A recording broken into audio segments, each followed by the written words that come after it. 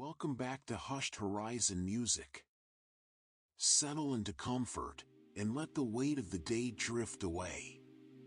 Tonight, we journey back through the patient earth to a time before empires, where ancient secrets whisper a different story of who we were. From the limestone sentinels of Turkey to the green valleys that once breathed life into the Sahara, we are rediscovering a world long forgotten. As you listen to these 100 facts, let your mind wander under ancient stars. Civilization is older, deeper, and more surprising than we were ever taught. Close your eyes now. Let the journey begin into the deep past. 1. Let's begin our journey into the deep past. A time before empires, before kings, before we thought civilization even existed. Close your eyes for a moment. Picture what you learned in school about human history. Agriculture came first, they said. Farming allowed people to settle down. And only then, only after grain was stored and surplus created, did civilization begin. Temples, cities, art, everything followed in neat, logical order. But the earth, the patient earth, has been keeping secrets. Buried beneath windswept hills and desert sands, evidence whispers a different story. A more mysterious story. One that asks us to reconsider everything we thought we knew about our ancestors. In southeastern Turkey, there's a place called Göbekli Tepe. The name means potbelly hill in Turkish. It sits on a limestone plateau, quiet now, overlooking plains that stretch toward the horizon. But 11,000 years ago, something remarkable happened there. Something that shouldn't have been possible. Around 9600 BC, people gathered at this spot. Not to farm, not to settle permanently. These were hunter-gatherers, people who moved with the seasons, following herds of gazelle and wild cattle. They had no pottery yet, no domesticated animals, no wheat fields. And yet, they built something extraordinary. Massive stone pillars, T-shaped, standing upright like sentinels. Some of these pillars weigh more than 10 tons. Imagine moving that without wheels, without metal tools, without draft animals. Just human hands, human ingenuity, human determination. And these weren't simple standing stones. They were carved, decorated with incredible artistry. Foxes prowling across the surface, serpents coiling, scorpions with stingers raised, vultures with outstretched wings, spiders, boars, lions, an entire animal kingdom frozen in limestone. The builders arranged these pillars in circles, creating what might be the world's first temple complex. A place of gathering, of ceremony, of something sacred. Built before farming, before the revolution we thought made everything else possible. Göbekli Tepe changes everything. It shatters our timeline. It whispers a different story about who we were. Maybe civilization didn't begin with controlling nature through agriculture. Maybe it began with something else entirely. With ideas. With gathering. With shared belief bringing people together. Maybe our need to create, to build, to express something larger than ourselves, came first. And farming followed because we needed to feed the people who gathered to build. Think about that as you settle deeper into comfort. Our story might be backwards. Now let's drift westward, across the Mediterranean Sea, to the Ahaggar Mountains of Algeria. There, in a place called Tassili Niger, ancient artists left their mark on stone walls. For 8,000 years, imagine that span of time, from 10,000 BC to around 2000 BC, people came to these rock shelters. Generation after generation, century after century. And they painted. They painted what they saw around them. Great herds of cattle, their horns curved and proud. Hunters with bows drawn back, arrows ready. Dancers in elaborate ceremony, their bodies bent in poses we can still almost feel. Daily life. Sacred life. All recorded in ochre and charcoal and white clay. But here's what's truly fascinating. What these paintings reveal about the world itself. The Sahara, that vast ocean of sand we know today, wasn't always empty. Wasn't always hostile. These paintings prove it. They show rivers cutting through green valleys. Grasslands swaying in wind. Elephants and giraffes. Hippopotamus wallowing in pools. Crocodiles sunning on banks. The Sahara was green. Alive. It breathed with life. Climate changes everything. What's desert now was paradise then. What seems permanent isn't. And among these paintings of the ordinary world, there are stranger images. Figures with round heads that look almost like helmets. Bodies in unusual proportions. Shapes that don't quite fit. Some call them the Martians of Tassili. The name is playful, but the mystery is real. We don't know what they represent. Were they gods? Spirits of the land? Shamans in ceremonial dress? Or simply the artist's imagination wandering under ancient stars, trying to capture something they felt but couldn't quite see? The rocks don't tell us. They only ask us to wonder. Let's stay in North Africa for a moment longer and meet the Capsian culture. From around 10,000 to 6,000 BC, across what is now Tunisia and Algeria, these people left traces of themselves. Not in grand pyramids, not in towering temples, but in small, beautiful things. They took ostrich eggshells, those delicate, curved objects, white as clouds, and transformed them into beads. Carefully drilled. Perfectly round. Some no bigger than a grain of rice.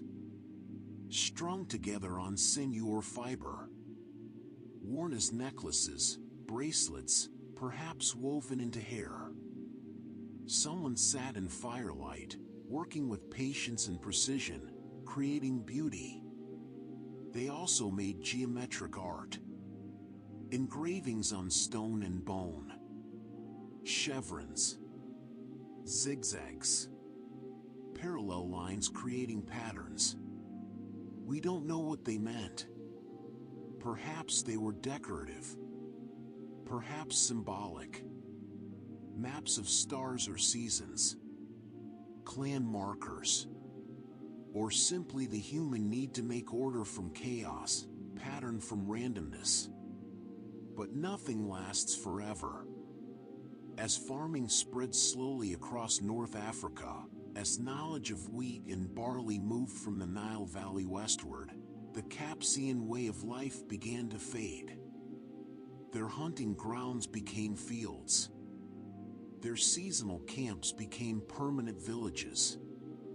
The rhythm of following herds gave way to the rhythm of planting and harvest.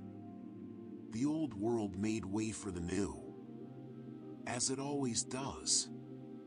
Back to Turkey now, moving forward in time to around 700 BC. Imagine a settlement unlike anything we'd recognize today. Unlike anything that exists now. A place called Catalhoyuk. It wasn't a village with streets and town squares. It wasn't houses separated by paths and gardens. It was something stranger.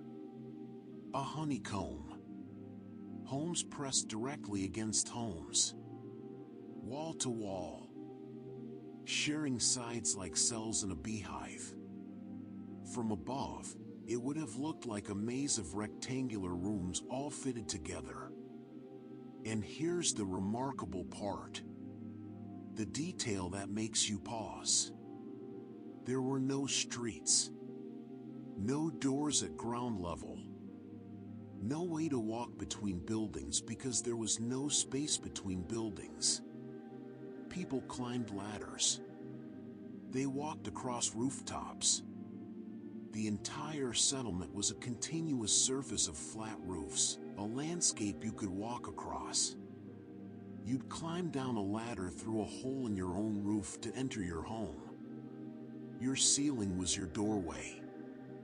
Inside these homes, life happened on multiple levels. They cooked. They slept. They made tools and wove cloth. And they buried their dead beneath the floors. Right there. Under where they walked. Ancestors literally underfoot, still part of the household. They painted murals on walls. Bulls with enormous horns. Vultures circling. Geometric patterns in red and black. Symbols we can see but not fully understand. Life and death, daily and sacred, all under one roof. Let's travel east now, across high plateaus and mountain passes, to the edge of the Indus Valley. To Pakistan. To a place called Mehrgar. Around 700 BC, long before the famous cities of Sumer rose in Mesopotamia, long before Babylon or Ur, people at Mehrgar were building mud brick homes. Not temporary shelters. Not simple huts. Actual architecture. Planned. Organized. Rooms arranged with purpose. They stored grain in careful bins. They made figurines of clay. They worked with copper, creating beads and tools. This wasn't primitive. This was sophistication. But Mehrgar holds an even more surprising secret. Something that makes you reconsider what ancient really means. Among the remains excavated there, archaeologists found teeth. Human teeth from burials. And these teeth had been drilled. Small, precise holes. Made with stone tools, probably flint drills. Some holes were in molars. Some teeth had multiple drill marks. This is dentistry. 7,000 years before Christ. 9,000 years ago. Someone in Mehrgar looked at another person in pain and thought, I can help. They understood that decay caused suffering. They had the skill to drill into a tooth. The steadiness of hand. The knowledge. Imagine that moment.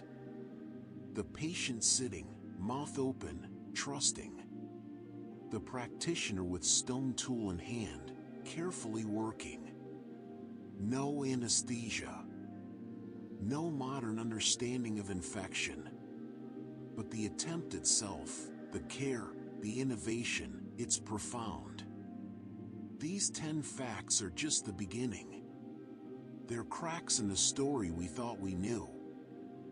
Small openings that let light into our understanding of the past.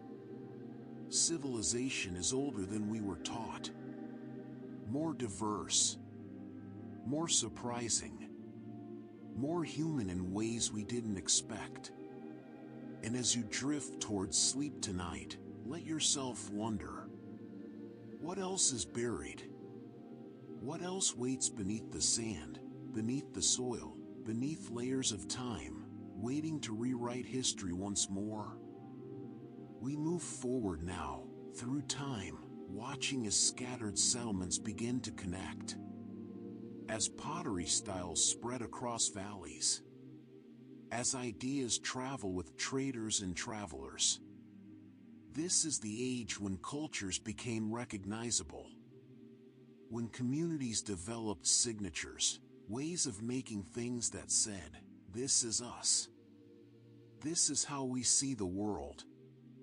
In northern Mesopotamia and Syria, around 6100 BC, a culture emerged that we call Halaf. Named after Tel Halaf, where their remains were first identified. For 1,000 years, the Halaf people created something remarkable. Something you could hold in your hands and marvel at. Pottery. But not just any pottery. They made vessels so thin, so delicate, they're called eggshellware. Imagine the skill required. The clay has to be perfect. Not too wet. Not too dry. The walls built up slowly, carefully, until they're almost translucent. So thin that light passes through. Fragile as breath. And yet some of these pieces survived 5,000 years, waiting in the earth to tell us, we were here. We made beautiful things. The Halaf potters painted their work with geometric designs. Zigzags racing around bowls. Cross-hatched patterns. Stylized animals. Bowls with exaggerated horns. Birds in flight. Each piece unique, yet unmistakably Halaf. You could find a shard in Syria or Turkey or Iraq and know immediately where it came from in time.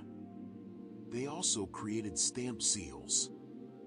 Small objects, no bigger than a coin, carved with intricate patterns or animal figures. Press them into wet clay and they leave an impression. A mark of ownership, perhaps. Or identity. This grain is mine. This storage jar belongs to my household. The beginning of bureaucracy. The beginning of record keeping. All in miniature. The Halaf people lived in round houses called tholoi. Circular structures, the walls curving gently, meeting at a central point in the roof. There's something organic about a round house. Something that echoes the circular motion of seasons. The round sun. The round moon. No corners. No harsh angles. Just continuous curve. Inside these homes, families gathered around central hearths. Cooking. Talking. Making tools by firelight. Outside, their communities spread across the landscape, connected by trade routes and shared pottery styles. But climates shift. Rain patterns change. Around 5100 BC, the region began to dry. Springs that had flowed reliably for generations started to falter. Grasslands turned brown earlier each summer. Rivers ran lower. The Halaf culture declined. Not all at once. Not catastrophically. But gradually, their distinctive pottery appears less frequently in the archaeological record. Their settlements shrink. People adapted. Moved. Changed. the world moved on. Let's shift south now, to central Iraq, to the banks of the Tigris River. Here, between 5500 and 4800 BC, another culture flourished. We call them Samarra, after the site where they were first discovered. The Samarra people were potters too, but their aesthetic was different from Halaf. Where Halaf was delicate, Samarra was bold. They painted vivid geometric designs on their vessels. Not subtle earth tones, but strong patterns that demanded attention. Swirling spirals. Dancing figures with raised arms. Fish swimming in endless circles around the rim of a bowl. Abstract and energetic. Look closely at Samarra pottery and you can almost feel movement. The patterns seem to spin, to flow. There's a dynamism to their art that suggests people who saw the world as constantly in motion. Rivers flowing, fish swimming, dancers turning, everything alive. Their homes were sophisticated. Some had 2 stories. Imagine that. In 5500 BC, families climbing stairs to upper rooms. Storage below, living space above. Or perhaps the reverse. Privacy. Separation of functions. This is complex architecture. And those doorways. T-shaped. Distinctive. The top of the T wider than the bottom. You'd have to duck slightly to enter, the lintel above reminding you that you're crossing a threshold. Moving from outside to inside. From public to private. From profane to sacred perhaps. But the Samarra culture left us no writing. No tablets explaining who they were, what they believed, what they called themselves. They simply transitioned. Their pottery styles merged with others. Their settlements were occupied by new people or the same people with new ideas. They became part of something larger. They flowed into what archaeologists call the Ubaid period. Like a river joining a larger stream. And the Ubaid is important. This culture lasted from around 6500 to 3800 BC. Nearly 3,000 years. Think about that span. That's longer than recorded history in many places. Longer than Christianity has existed. Longer than Rome rose and fell. The Ubaid culture spread across southern Iraq, the land between the Tigris and Euphrates. The land the Greeks would later call Mesopotamia. The land between rivers. This is the heartland. The cradle of civilization, as the old phrase goes. And in this heartland, the Ubaid people pioneered something that would define human society for millennia to come. They built temples. Not simple shrines. Not just sacred groves or holy stones. Actual buildings dedicated to the divine. Platforms raised above the ground. Walls that separated sacred space from ordinary space. Rooms for ritual. Places where humans and gods could meet.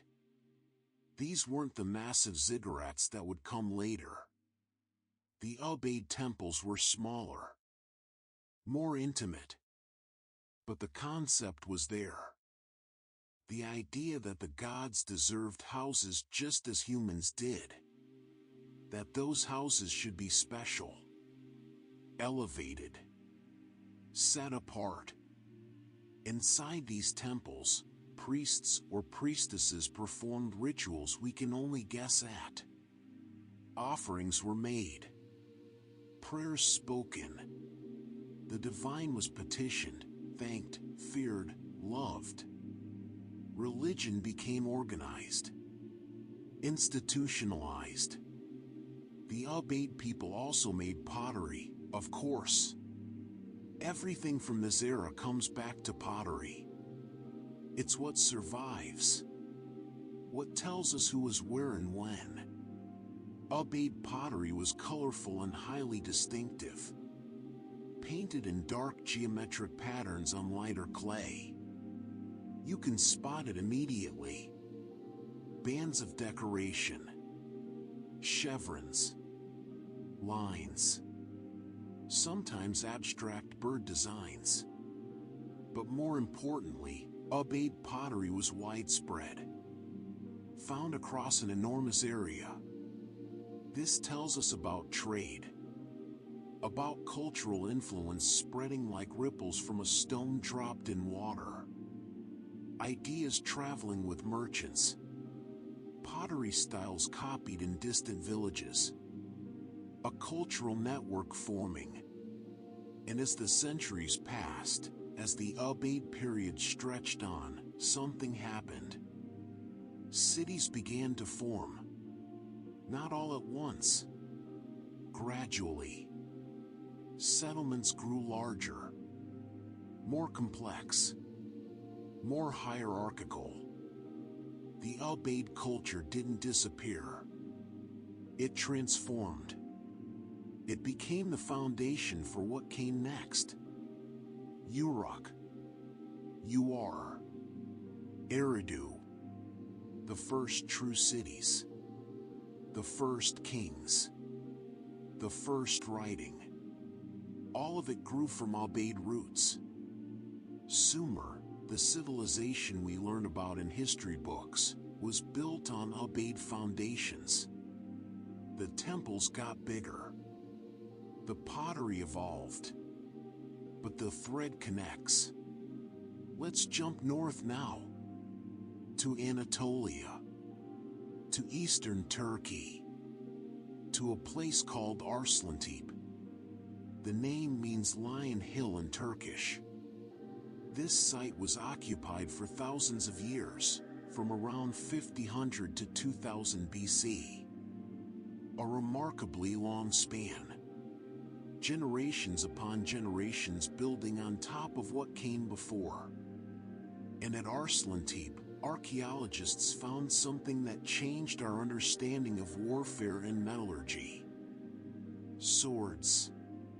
Not bronze swords from the famous Bronze Age.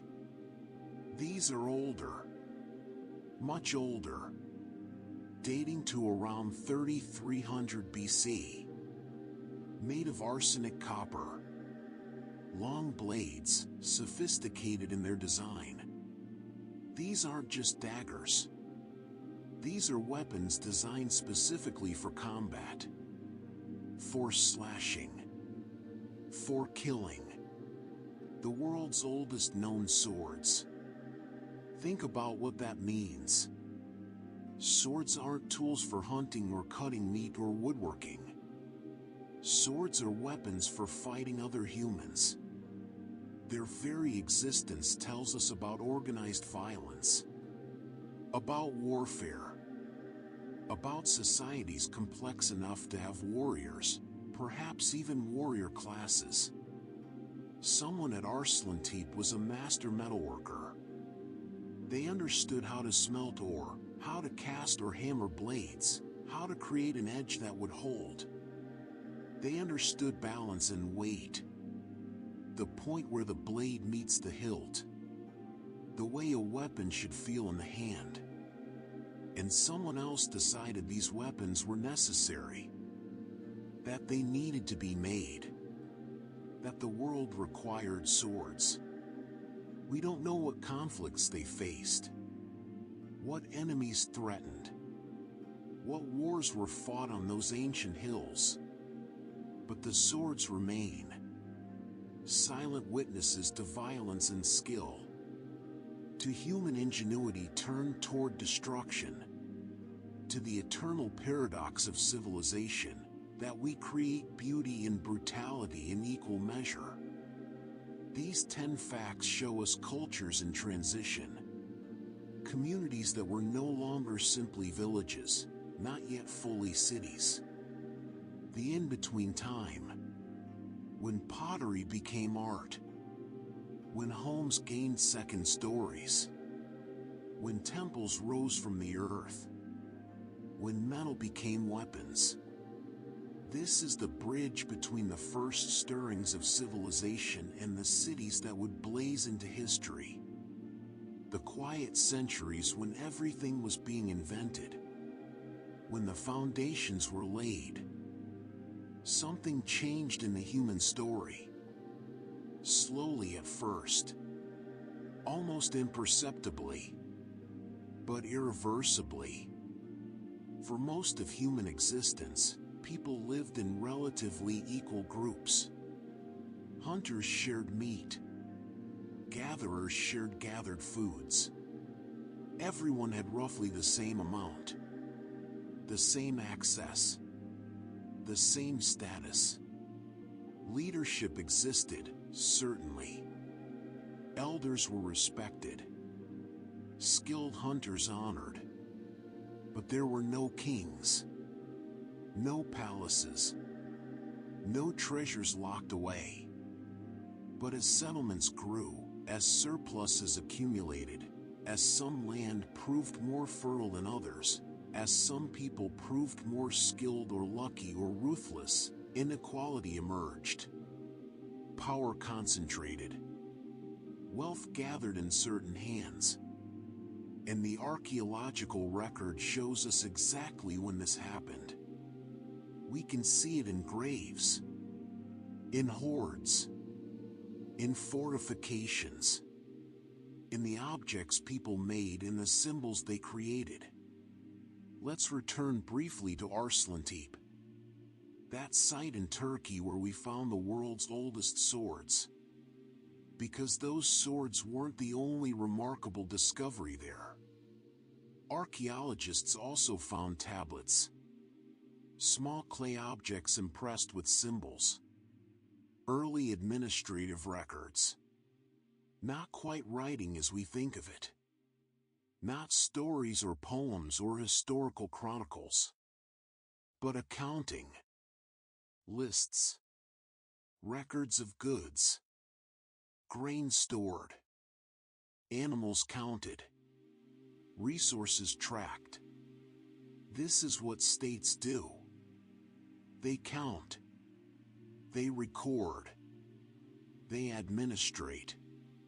And the presence of these tablets at Arslan Tepe, dating to around 3400 BC, tells us that something recognizable as a state was forming. An organization beyond kinship, beyond tribal loyalty. A bureaucracy, a hierarchy.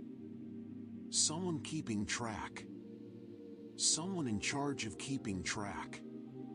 Power was becoming institutionalized, formalized, written down. Now travel west with me.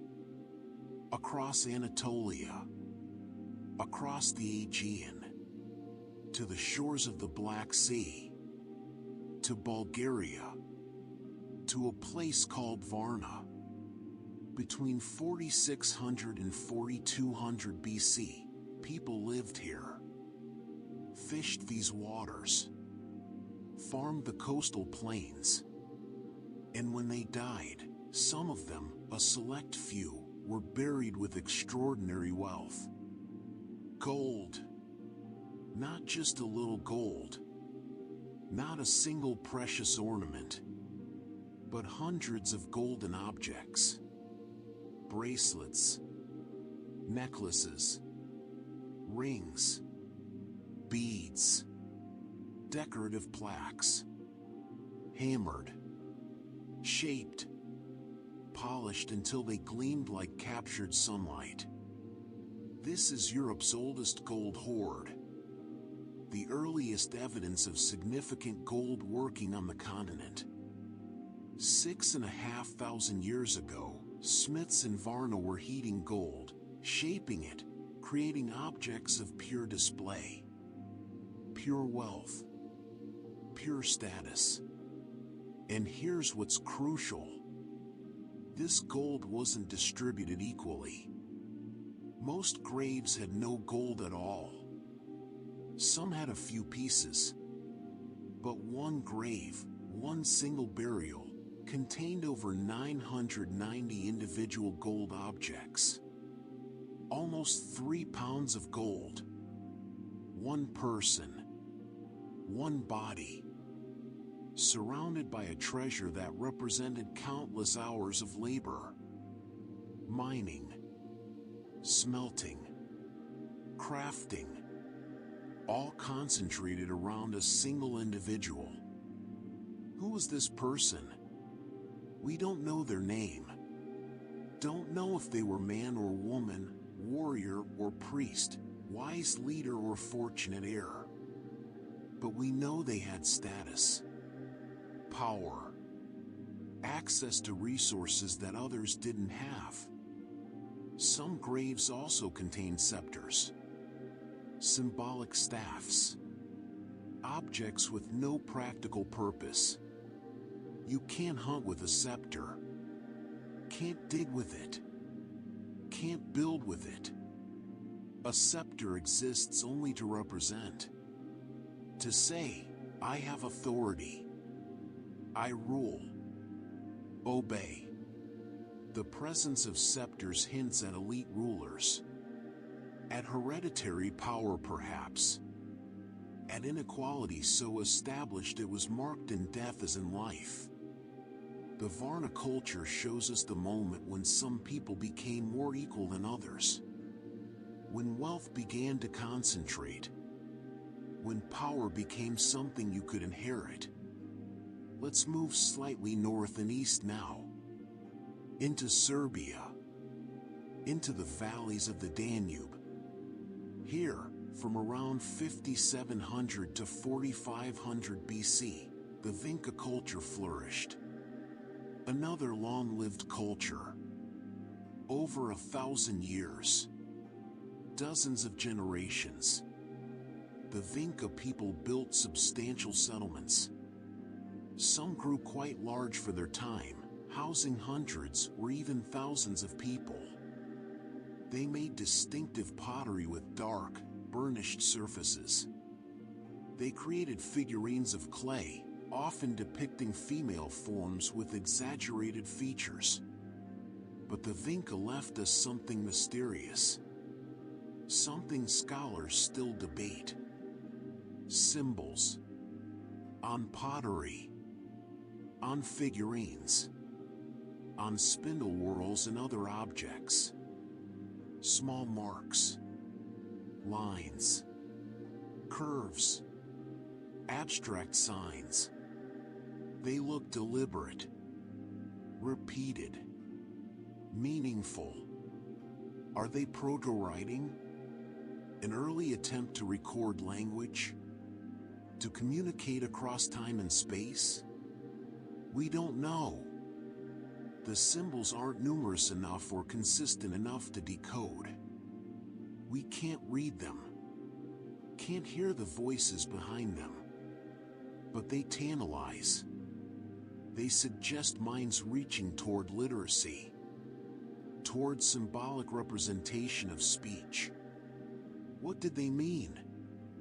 Who could read them? Were they sacred? Practical? Decorative? The Vinca symbols remained silent, refusing to give up their secrets. But the Vinca also worked with copper. They were among the earliest European cultures to do so. Heating malachite or extracting metal, shaping it into tools and ornaments. Copper is softer than stone, but it can be shaped in ways stone cannot.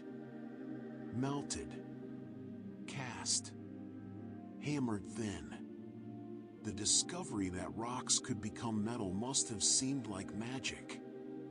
And then, around 4500 BC, the Vinca culture suddenly depopulated. Sites were abandoned. the archaeological record goes quiet. What happened? We don't know for certain. Some scholars suggest plague. Disease spreading through densely packed settlements, forcing survivors to flee. Others propose invasions. New peoples moving into the region, displacing or absorbing the Vinca. Climate change. Crop failures. Social collapse.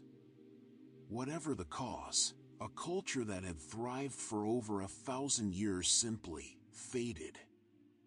Their settlements empty. Their pottery styles vanishing. Their symbols unread. History is full of such mysteries. Silences we cannot fill. Now let's journey west. To the Iberian Peninsula. To southeastern Spain. To a site called Los Millars. This settlement existed from around 3200 to 2200 BC. 1,000 years. The late Neolithic sliding into the Copper Age. And Los Millars was fortified. Heavily fortified. Not with a simple palisade fence. Not with a single wall. But with triple walls. Concentric rings of stone fortifications. Defensive architecture on a scale that speaks of serious threats. Of real danger. Why build triple walls? Because you expect attack. Because you have enemies. Because you have something worth defending. Wealth. Resources. Power. Los Millars was a substantial settlement. Perhaps home to 1,000 people or more. They controlled copper mines in the surrounding hills. Copper was valuable. Tradable. Worth fighting over. And the people of Los Millars knew it. They made copper daggers. Not just tools. Weapons. Blades designed for close combat. For defense and offense. The metalwork was sophisticated. Advanced for its time. These weren't crude implements. These were crafted weapons. The defensive planning at Los Millars shows strategic thinking. The walls weren't random. They were placed to take advantage of terrain. To create kill zones. To funnel attackers into disadvantageous positions. Someone thought about warfare. Studied it. Planned for it. But even triple walls aren't forever. Around 2200 BC, Los Millars was abandoned. The settlement emptied. The walls stood silent. Why? Copper scarcity might have played a role. The easy ores were exhausted. Trade routes shifted. The resource that made Los Millars wealthy and important dried up. And conflict. There's evidence of burning. Of violence. Perhaps they were overrun. Perhaps they left before that could happen. Either way, another culture ended. Another settlement swallowed by time. Finally, let's drift across the Mediterranean. To the Greek islands. The Cyclades. Those beautiful islands scattered across blue water like stepping stones between mainland Greece and Crete. From around 3200 to 2000 BC, the Cycladic culture flourished here. Island people. Sailors and fishers. Traders. And artists. Because the Cycladic people created something hauntingly beautiful. Something that still captivates us today. Marble idols. Most are small. 6 inches tall, maybe a foot, carved from the white marble found on these islands. And they're minimalist in a way that seems almost modern, almost abstract. Simplified human forms, barely suggested features. Sometimes just a nose, no mouth, no eyes. Or if eyes are indicated, just the slightest indentation. Arms folded across the chest. Bodies reduced to essential geometry. Smooth, cool, perfect. Looking at a Cycladic idol, you feel you're seeing something timeless. Something that could have been made yesterday or 5,000 years ago. The style is so clean, so refined, so intentionally simplified. Most are female. Some scholars call them goddesses, fertility figures, objects of worship. Others suggest they're simply representations of the dead. Grave goods, companions for the journey to whatever comes after. We don't know. The Cycladic people left no writing, no explanations. Just these silent white figures, their blank faces refusing to tell us what they meant. But we know they were important, valuable. They're found in graves, carefully placed, honored. Someone spent hours carving them. Someone else treasured them enough to bury them with the dead. These 10 facts show us the birth of inequality, the emergence of wealth and power as things that could be hoarded, displayed, defended, fought over. Gold hoards and scepters, administrative tablets and fortifications, weapons and symbols. All the markers of complex societies with hierarchies and conflicts and mysteries. Some cultures rose to power and wealth. Others were abandoned or destroyed. Some left us beautiful art. Others left us questions we cannot answer. But all of them show us humanity wrestling with the same challenges we face today. How to organize society. How to distribute resources. How to defend what we have. How to create meaning and beauty amid struggle. The world was shrinking. Not literally, of course, but in terms of connection, distance, isolation. By the Bronze Age, roughly 300 to 1200 BC, people were no longer living in separate bubbles. Ships crossed seas. Caravans crossed deserts. Tin from Afghanistan mixed with copper from Cyprus to create bronze in Mesopotamia. Ideas traveled. Gods traveled. Pottery styles, metallurgical techniques, architectural innovations, all flowing along trade routes like water finding channels. The world was becoming global, connected, interdependent. Let's return for a moment to those Cycladic marble idols. Those minimalist figures we visited before. Because there's something else about them. Something their burial contexts reveal. Many were found in graves associated with boats. Model boats made of lead or clay placed alongside the idols. Or graves oriented toward the sea. Or burial sites near harbors and beaches. The connection between these figures and seafaring seems intentional, deliberate. Perhaps the idols were meant to accompany the dead on a journey across water, to the afterlife. The Greeks would later believe the dead crossed the river Styx. Maybe the Cycladic people had similar beliefs. The soul is voyager. Death is sailing to an unknown shore. Or perhaps these were offerings to ensure safe passage for the living. Sailors seeking protection from storms and shipwreck. The sea was life for island people. But it was also danger. Unpredictable. Demanding respect.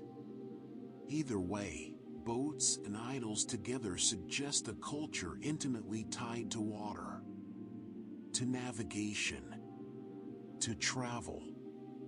And speaking of seafaring, let's sail south now, to the largest of the Greek islands, to Crete, to the culture we call Minoan, named after the legendary king Minos of Greek mythology. Around 2000 BC, something remarkable was happening on Crete. Palaces were rising. Not fortified citadels like we saw at Los Millars, but sprawling, labyrinthine complexes. Knossos, Phaistos, Malea. Multi-storied buildings with hundreds of rooms. Central courtyards. Elaborate frescoes showing dolphins and lilies and acrobats leaping over bulls. The Minoans were Europe's first great seafaring power. Their ships crossed the Mediterranean, traded with Egypt, with Cyprus, with the Greek mainland. They exported pottery, olive oil, wine. They imported tin, copper, ivory, precious stones. Control of the sea meant wealth. It meant power. It meant cultural influence spreading outward like ripples. Minoan art styles appear across the Aegean. Their pottery is found on distant shores. They were a thalassocracy, a sea empire, ruling not through conquest of land but through control of maritime trade routes. And the Minoans developed writing. Not one system, but two. The earlier one we call Cretan hieroglyphic. The later, more widespread system is Linear A. Linear A appears on clay tablets, on vessels, pressed into wet clay with a stylus. Lists of goods, records of transactions, administrative documents, the practical stuff of running a complex palace economy. But here's the frustrating thing. We cannot read it. Linear A remains undeciphered. We can identify some numerals. We can see patterns. We know it's writing, real writing, encoding language. But we don't know what language. We can't hear the Minoan voice. Can't read their thoughts. Can't know what they called themselves or their gods or their kings. The tablets sit in museums, silent, full of meaning we cannot access. It's like finding a letter from the past and not knowing the language it's written in. The message is there, right there, but locked away. Scholars keep trying, comparing symbols, looking for patterns, hoping for a bilingual text like the Rosetta Stone that will crack the code. So far, nothing. Linear A keeps its secrets. And then something catastrophic happened. Around 1600 BC, roughly 70 miles north of Crete, a volcano erupted.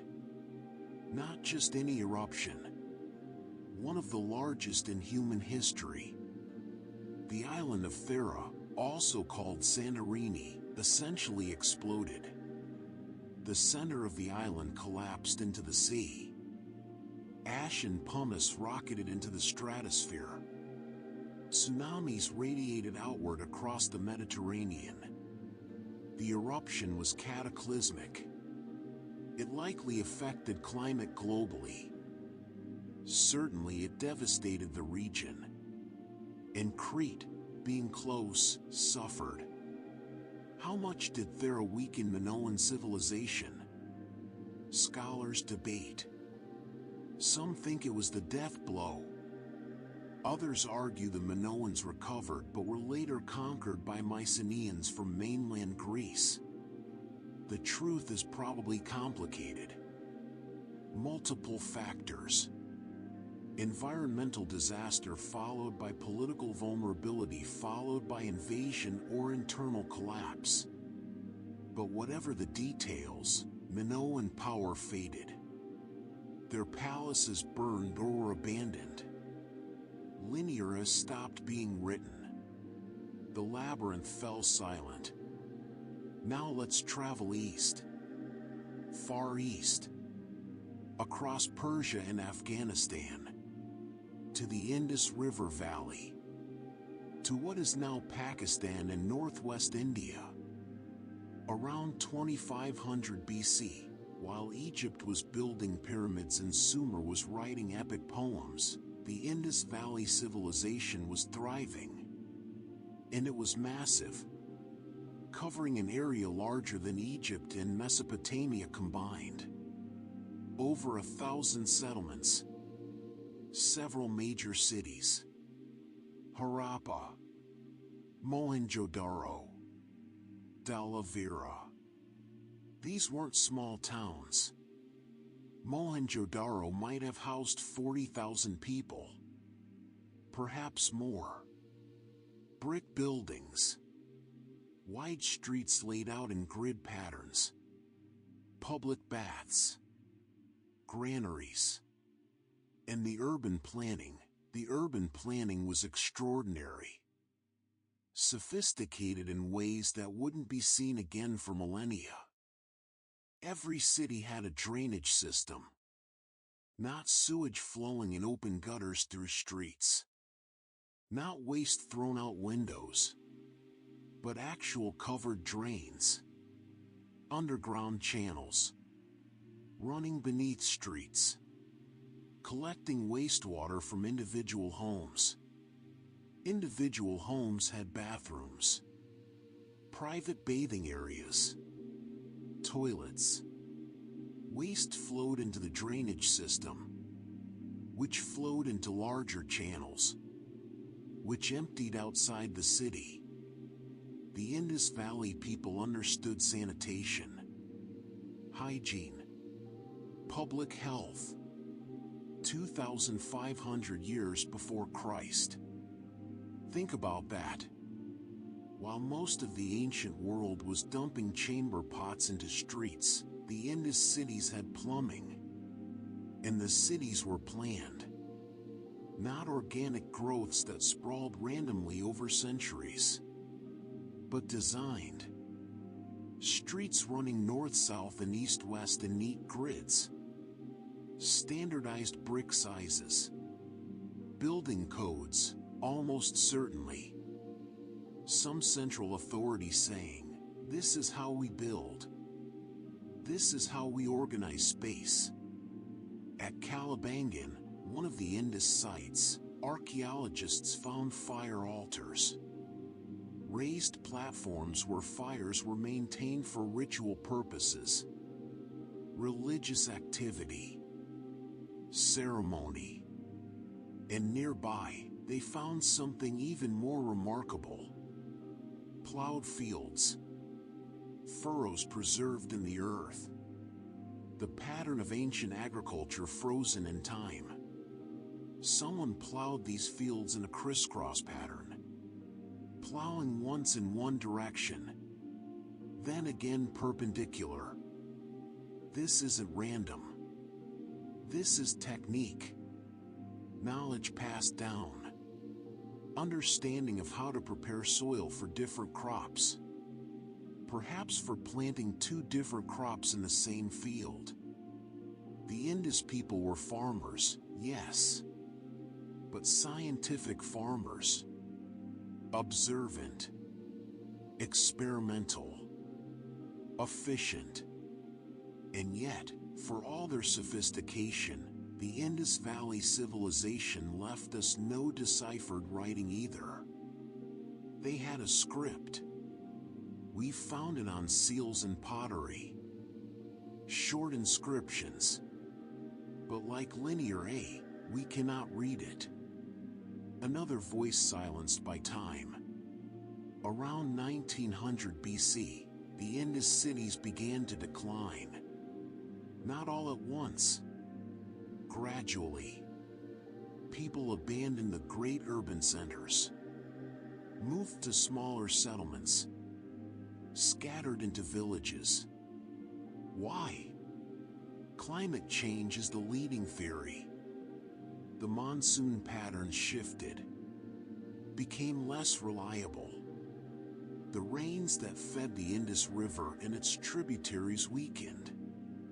Droughts became more common. Floods, paradoxically, also increased. The river became unpredictable. Agriculture suffered. The cities, dependent on agricultural surplus, couldn't sustain themselves. Trade networks collapsed. The complex urban society unraveled. No invasion. No catastrophic war. Just slow environmental change making the old way of life unsustainable. The people didn't disappear. They adapted, moved, changed their way of life. But the civilization, the urban culture with its planned cities and sophisticated drainage, that ended. Finally, let's visit a small island. A pearl in the Persian Gulf. Bahrain. In ancient times, this island was called Dilmun. Around 2000 BC, Dilmun was important. Not because it was large. Not because it had great armies or monumental architecture. But because of location. Location is everything in trade. Dilmun sat perfectly positioned between Mesopotamia and the Indus Valley. Ships sailing from Ur or Babylon heading east stopped at Dilmun. Ships from Harappa heading west stopped at Dilmun. Fresh water. Supplies. A place to trade. To exchange goods. To rest. Dilmun controlled Gulf trade routes. Merchants grew wealthy.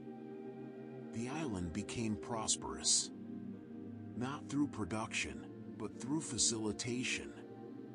Through being the middle point. The connection. Mesopotamian texts mention Dilmun frequently. The land of the living. A place of freshwater springs in the midst of the sea. A paradise. They imported copper through Dilmun. Ivory. Precious stones. Exotic woods. But Dilmun's prosperity was fragile. Dependent on others. On trade continuing. On relationships remaining stable. And the soil, the agricultural soil on Bahrain, became salinized. Salt accumulated from irrigation water. From the sea. Slowly poisoning the fields. Crops yielded less each year. The island became more dependent on imports. More vulnerable. When trade routes shifted, when the Indus civilization declined and stopped sending ships, when Mesopotamian kingdoms had their own problems and looked inward, Dilmun's importance faded. The island remained inhabited. Life continued. But the golden age of trade ended. Dilmun became a footnote rather than a crossroads. These 10 facts show us a Bronze Age world connected in ways earlier eras weren't. Ships crossing seas. Writing recording transactions in multiple languages we can't read. cities with sophisticated infrastructure, trade networks spanning thousands of miles. But connection brings vulnerability. When one part of the network fails, others suffer. When climate changes, civilizations fall. When trade routes shift, prosperity evaporates. The world was global, but that didn't make it stable. If anything, interdependence meant that problems spread faster, cascaded, collapsed dominoes rather than isolated failures. The ancient world is full of gaps, silences, places where we know something important happened, but the details escape us. Scripts we cannot read. Cities looted before archaeologists arrived. Evidence washed away by floods or buried beneath later settlements. This next part of our journey takes us to kingdoms that left traces, but not enough. To scripts that tantalize but don't yield their secrets. To civilizations that rivaled the famous ones. Egypt, Mesopotamia, but are barely remembered today. Let's begin in southwest Iran, in the region the Greeks would later call Sasiana. Here, for over 2,000 years, from roughly 2700 to 539 BC, the kingdom of Elam endured. Elam was old, contemporary with early Mesopotamia, sometimes allied with Sumerian or Akkadian or Babylonian kingdoms, sometimes at war with them. A power in its own right, not a footnote, not a minor player, a civilization. The Elamites built ziggurats, those step temple platforms so characteristic of Mesopotamia. Towering structures climbing toward heaven, places where earth met sky, where priests climbed stone stairs to perform rituals on high platforms, closer to the gods. At Chogha-Zanbil, the Elamite ziggurat still stands, partially weathered by millennia, but you can still see the magnificence, the ambition, the engineering skill required to pile millions of mud bricks into a mountain. And the Elamites wrote. They developed their own script. We call it Proto-Elamite. It appears around 3200 BC.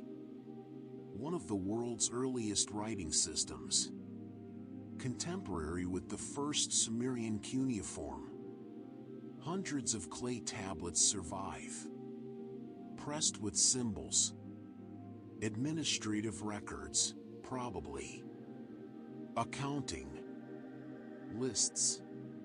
The bureaucratic sinew of organized society. But we cannot read most of it. Some numerals are understood. Some symbols recur in patterns that suggest meaning. But the language itself, what they spoke, what these symbols represent, remains locked, undeciphered. Imagine the frustration. We have their words, right there, preserved in clay, but we're deaf to them. Like finding a radio signal from the past but not being able to tune it in properly. Just static. Fragments. Mystery. Later Elamite texts, written in Akkadian cuneiform, we can read. We know some names. Some kings. Some events. But the earliest period, the Proto-Elamite period, stays dark.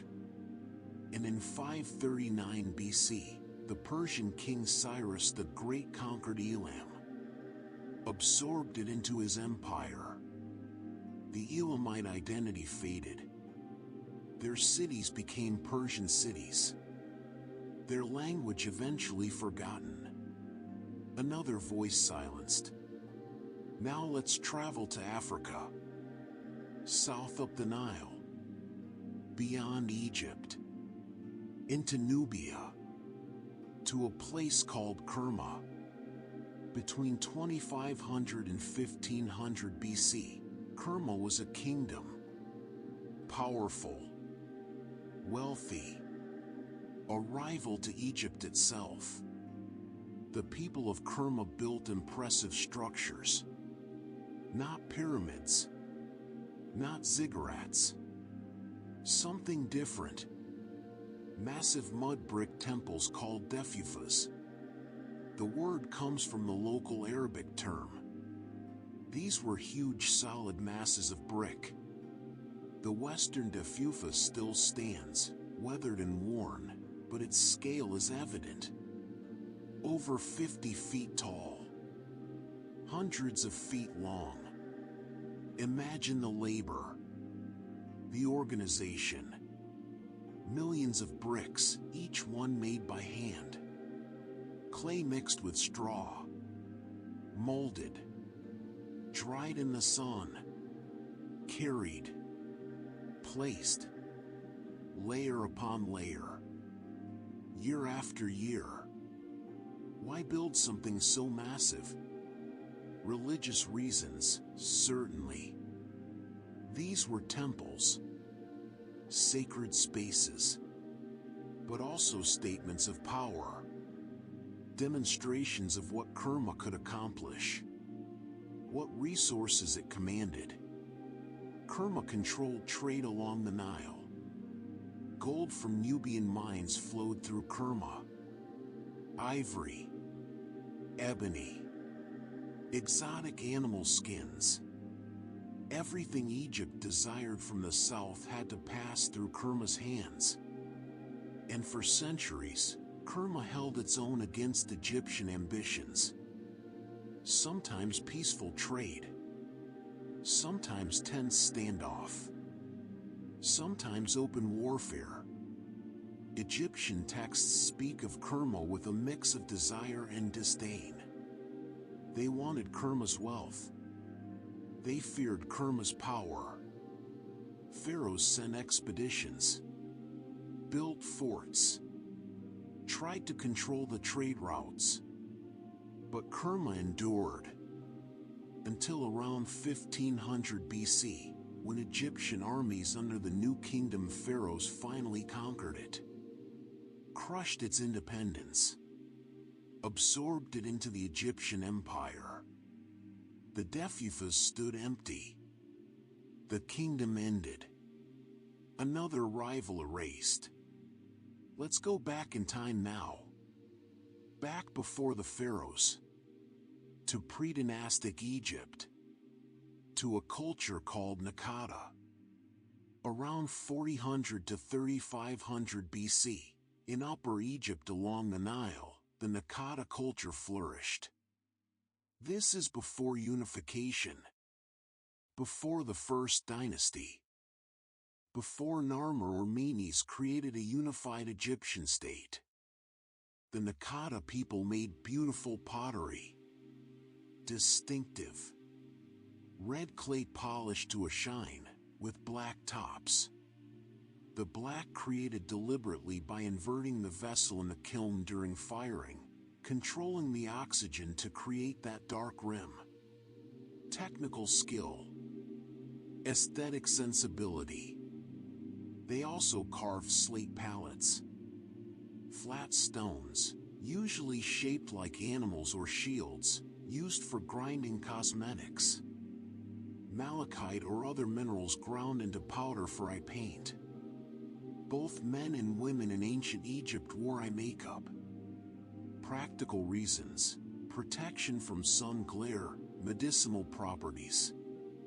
But also aesthetic. Spiritual. The Eye of Horus. Protection. These palettes were sometimes elaborately decorated. Carved with animals in low relief. Bulls. Gazelles. Birds. pre-dynastic art finding expression in functional objects. And when we examine Naqada tombs, we see something important. Inequality. Most graves are simple. A pit, a body, maybe some pottery. Basic. But some graves are elaborate. Larger. Deeper. Filled with goods. Pottery. Pallets. Weapons. Jewelry. Ivory. Imported items from distant places. These are elite burials. Leaders. Chiefs. Wealthy individuals. People with power and status. This is before pharaohs. Before divine kingship. But already, society is stratifying. Already, some people command more resources than others. Already, inequality is being marked in death as it was in life. The seeds of dynastic Egypt are being planted. The cultural soil being prepared. And within a few centuries, the first pharaohs will emerge from this Naqada culture. Unify the Nile Valley. Create one of history's most enduring civilizations. Back to Iran now. To the southeastern deserts. To a site called Konar Sandal. Around 2200 BC, something impressive stood here. A massive mound. 20 meters high. Roughly 65 feet. Rising from the desert floor. Some scholars think it's a ziggurat. Others aren't sure. The structure is so damaged, so eroded, so looted, that certainty is difficult. Because Konar Sandal has been extensively looted. For decades, probably centuries, people have dug into the mound. Looking for treasures. Antiquities to sell. Beautiful objects to take. And they found them. Carved vessels. Seals. Precious objects. Which entered the illegal antiquities market. Scattered to private collections around the world. Ripped from their archaeological context. Without context, objects lose their voice. We don't know where exactly they were found. What they were associated with. What they can tell us about the people who made them. Archaeology isn't treasure hunting. It's careful documentation. Precise recording of where everything is found. Because relationships matter. Context tells stories. But at Konar Sandal, much of that story is lost. Obscured by looting. We know something important was here. We have tantalizing fragments. But the full picture, the detailed understanding, is gone. Related to Konar Sandal is the Jiroft culture. Named after the modern region in southeastern Iran. Dating from around 2500 to 2000 BC. The Jiroft people were master carvers. They worked chlorite, a soft green-gray stone, soapy to the touch, easy to carve when fresh but hardening over time. They created vessels, cups, bowls, elaborate containers, and they decorated them with intricate scenes. Mythical beasts, humans in ceremony, bulls with enormous horns, snakes, scorpions, eagles, palm trees, geometric patterns. The style is distinctive, flowing, detailed. The carved figures often have large eyes, exaggerated features. There's something dreamlike about giraffe art. Something that feels symbolic, meaningful in ways we can't quite grasp. And there are hints, just hints, that giraffe had writing. Some carved symbols on vessels look like proto-script. Possibly. Maybe. But we'll likely never know for certain, because flash floods have buried much of the evidence. The region is arid most of the year. Dry. Desert. But when rain comes, it comes suddenly. Violently. Water rushes down mountain valleys. Sweeps away everything in its path. Deposits meters of sediment. Archaeological sites get buried. Evidence washed away or scrambled. What took centuries to deposit can be disrupted in hours. And looting, again.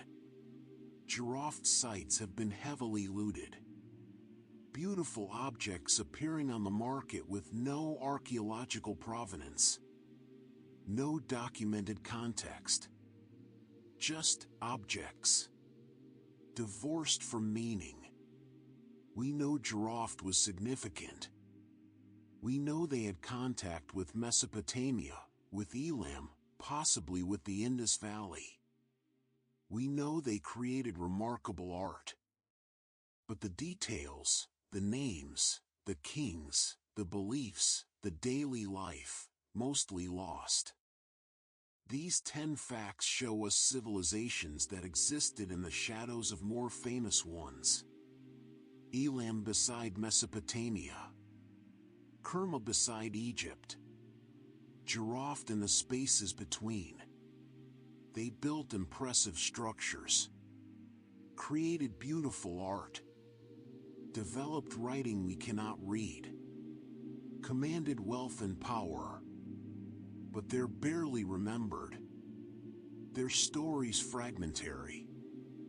Their voices muted by undeciphered scripts and looted sites and erosion and time. The famous civilizations.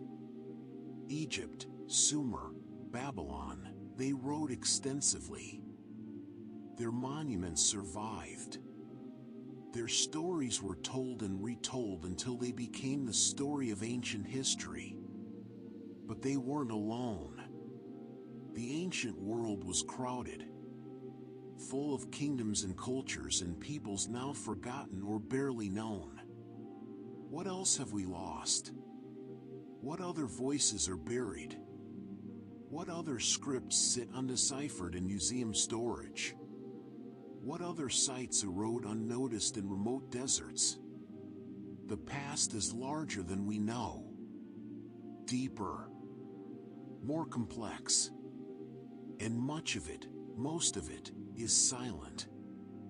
Now we turn to the steppes. To grasslands stretching endlessly. To horizons so wide they make you feel small. To a world of horses and bronze and fortifications rising from flat plains.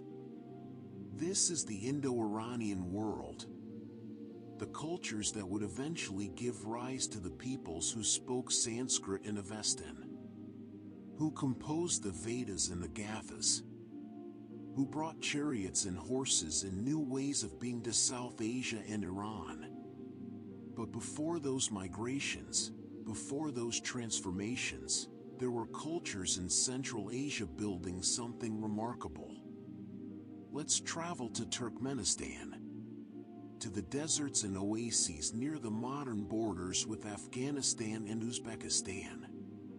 Between 2300 and 1700 BC, a culture flourished here that archaeologists call the Bactria Margiana Archaeological Complex. BMAC for short. Sometimes called the Oxus Civilization, after the ancient name for the Amu Darya River. The BMAC people built fortified palaces. Not cities exactly. More like palace fortresses. Massive walls of mud brick, thick enough to walk along the top. Circular or rectangular compounds. Protected. Defensive. Inside these walls, elite residences. Courtyards. Storage rooms. Workshops where craftspeople worked metal and stone. These weren't military fortresses in the traditional sense. They were centers of power. Places where wealth accumulated. Where authority resided. Why the fortifications? Protection from raiders, perhaps. Nomadic peoples moving across the steppes. Competition between different BMAC centers. Or simply the architectural style of the time.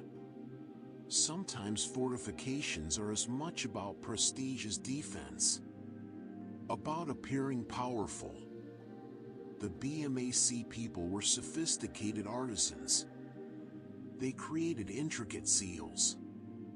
Small objects carved from stone, often compartmented seals with multiple carved surfaces.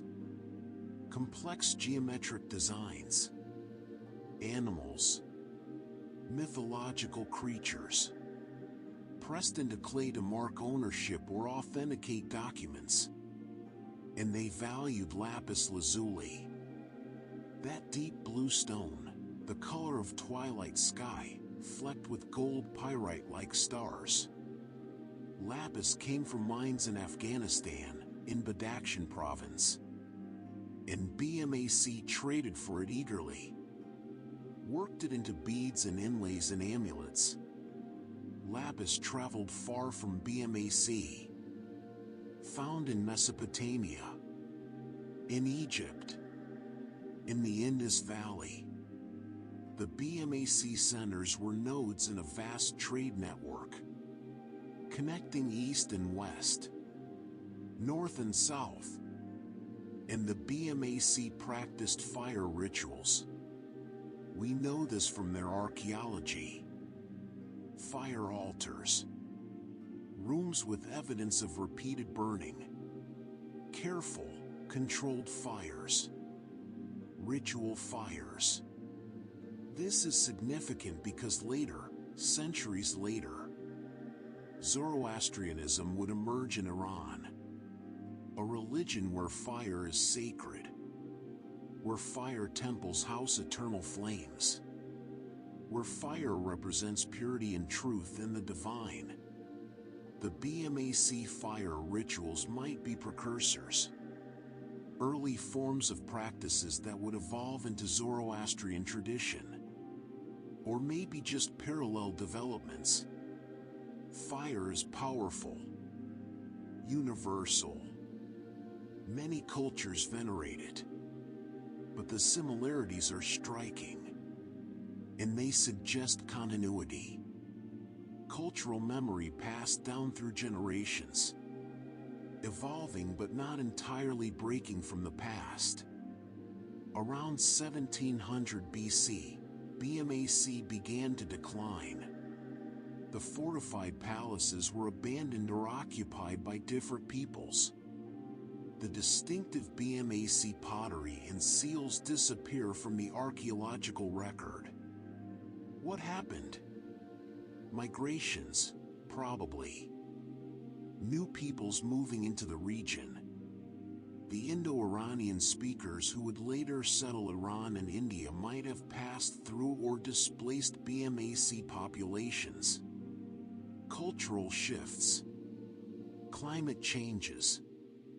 Trade routes redirecting. Whatever the cause, BMAC faded.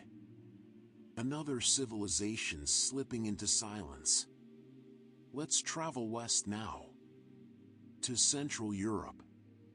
To what is now the Czech Republic. Bohemia. Between 2300 and 1600 BC, the Unetice culture flourished here. This is the early Bronze Age in Europe. And the Unetice people had bronze. Lots of it. They made axes. daggers, ornaments, tools, and they hoarded them. Bronze hoards are common in Unettis territory. Collections of bronze objects buried together. Sometimes dozens of axes, all unused, still sharp, buried deliberately. Why hoard bronze? Maybe it was wealth storage, like a bank account buried in the ground. Maybe ritual offerings, gifts to gods or spirits. Maybe metalworkers' stock, or maybe political. A way to control valuable resources. Keep them out of circulation. The Unettis also valued amber. That fossilized tree resin, golden and warm and beautiful. Amber came from the Baltic coast, hundreds of miles north. And Unettis traded for it. Wore it as beads and pendants. Prized it. When Unettis elites died, they were buried in oak coffins. Entire tree trunks hollowed out. The body placed inside. Surrounded by wealth. Bronze daggers. Amber beads. Fine pottery. Jewelry. Oak is strong. Durable. Sacred to many Indo-European cultures. The mighty tree. The storm tree. To be buried in oak was an honor. A statement. These weren't egalitarian communities. The rich burials alongside poor ones make that clear. Some people commanded resources, had access to bronze and amber and oak. Others didn't. Power and wealth concentrating. The pattern we've seen again and again. Now to the Ural Mountains. The border between Europe and Asia. To the Russian steppes.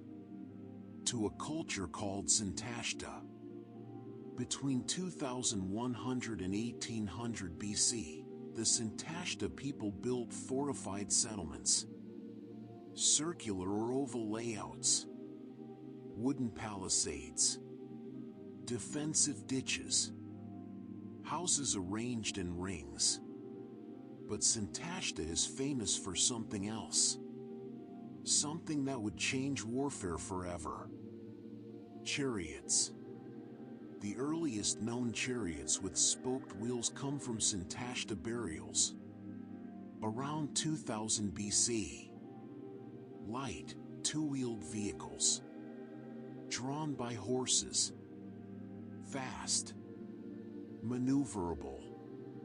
Before Sintashta, there were wagons. Heavy four-wheeled carts with solid wheels. Slow. Useful for transport but not for speed. Not for war. The chariot was different. Spoked wheels are lighter. Stronger. They spin faster. Two wheels instead of four means tight turns. Agility. Harnessed to horses, chariots became weapons. Mobile archery platforms. Shock troops. Elite warriors racing across battlefields, raining arrows, then wheeling away before infantry could respond. The invention, or perfection, of the chariot at Sintashta is one of those technological moments that reverberates through history. Chariots spread. East to China. South to India and Iran. West to the Near East and Greece. Egyptian pharaohs rode chariots. Hittite kings. Mycenaean heroes. The warriors of the Mahabharata. All descending from those first Sintashta chariots on the steppes. Sintashta burials include chariot parts, wheels, yokes, horse bones, warriors buried with their vehicles, their horses sacrificed to accompany them. This is a horse culture, a warrior culture. Indo-Iranian speakers, probably. The ancestors of the peoples who would migrate south and become the Persians and Medes and Indo-Aryans. But Sintashta didn't last. Around 1800 BC, the settlements were abandoned. Climate shifts, probably. The steppes are marginal land. Small changes in temperature or precipitation can make them uninhabitable. Maybe it got colder, drier, grasslands withered. Herds couldn't be sustained. People moved. Or maybe they moved for other reasons. Following opportunities. Seeking new pastures. The pastoral life is mobile by nature. Whatever the reason, Sintashta emptied. But the chariot lived on. And the people who left Sintashta, where did they go? They spread across the steppes. Became what archaeologists call the Andronovo horizon. From 2000 to 900 BC, Andronovo culture extended across an enormous area. From the Urals to the Altai Mountains, Kazakhstan, Western Siberia, parts of Central Asia. A vast territory united by similar pottery styles, burial customs, and ways of life. These were pastoral peoples. Herders. They kept cattle, sheep, horses. Moved with the seasons. Following grass and water. Living in portable dwellings. Felt tents, probably. Easy to pack. Easy to set up. They spoke Indo-Iranian languages. The ancestors of Sanskrit and Avestan and their many descendants. The linguistic family that includes Persian, Pashto, Kurdish, Urdu, Hindi, Bengali, and dozens more. And over centuries, groups of Andronovo peoples migrated.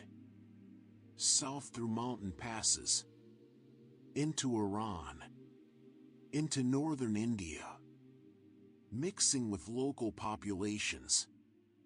Bringing their languages. Their gods. Their stories. The Rig Veda, oldest of the Hindu scriptures, remembers a homeland in the north. Mountains. Rivers. A landscape that sounds like Central Asia. The Avesta, Zoroastrian scripture, also remembers a northern homeland. Before migrations brought Iranians to the Iranian plateau. These are cultural memories, preserved in sacred texts, of a time on the steppes, before the long journey south. The Andronovo horizon eventually fragmented, gave rise to many different cultures.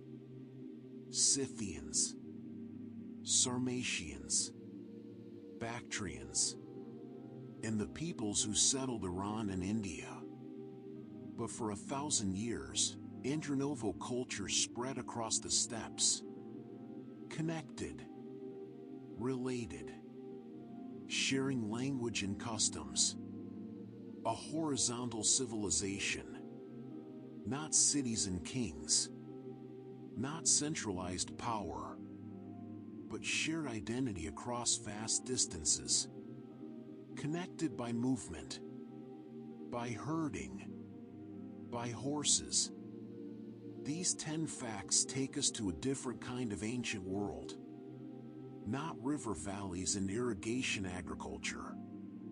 Not urban centers with monumental architecture. But steppes and horses. Fortifications and chariots. Fire rituals and migrations. the Indo-Iranian world before it became Indian and Iranian, when it was still unified, still northern, still pastoral. These cultures shaped everything that came after. Persian empires, Indian kingdoms, the entire Indo-European language family that now spans from Ireland to Bangladesh. But their origins are on windswept grasslands, in fortified settlements on the Urals, in chariot burials and amber hoards and lapis lazuli trade. Origins half forgotten, glimpsed through archaeology, through linguistic reconstruction, through fragments of sacred memory preserved in ancient hymns. Rest now. Let the steppes stretch out in your imagination. Endless grass, wide sky, horses running, chariots racing, bronze axes buried, fire altars burning, a world in motion, always moving, never quite settled. Breathe the steppe wind, feel the vast distances, and sleep. Let these pastoral peoples drift through your dreams. Wanderers, warriors, poets who would compose sacred verses, all from the grasslands, from the spaces between. We return now to the Mediterranean, to shores where waves lap against ancient stones, where harbors once bustled with ships, where civilizations rose beside the sea and sometimes sank beneath it. But first, let's close the chapter on the steppes, on those Andronovo peoples we just visited. Their pastoral way of life, moving herds across grasslands, had limits. Ecological limits. Grass needs time to recover after grazing. Move too slowly, let herds stay too long in one place, and you damage the land. Overgraze it. Turn grassland into dust. Some scholars think this happened. That Andronovo groups, as their populations grew, as their herds expanded, put too much pressure on the steppes. The grass couldn't regenerate fast enough. The land degraded. And so they dispersed. Some groups moving south into greener valleys, others shifting east or west. The horizon fragmenting.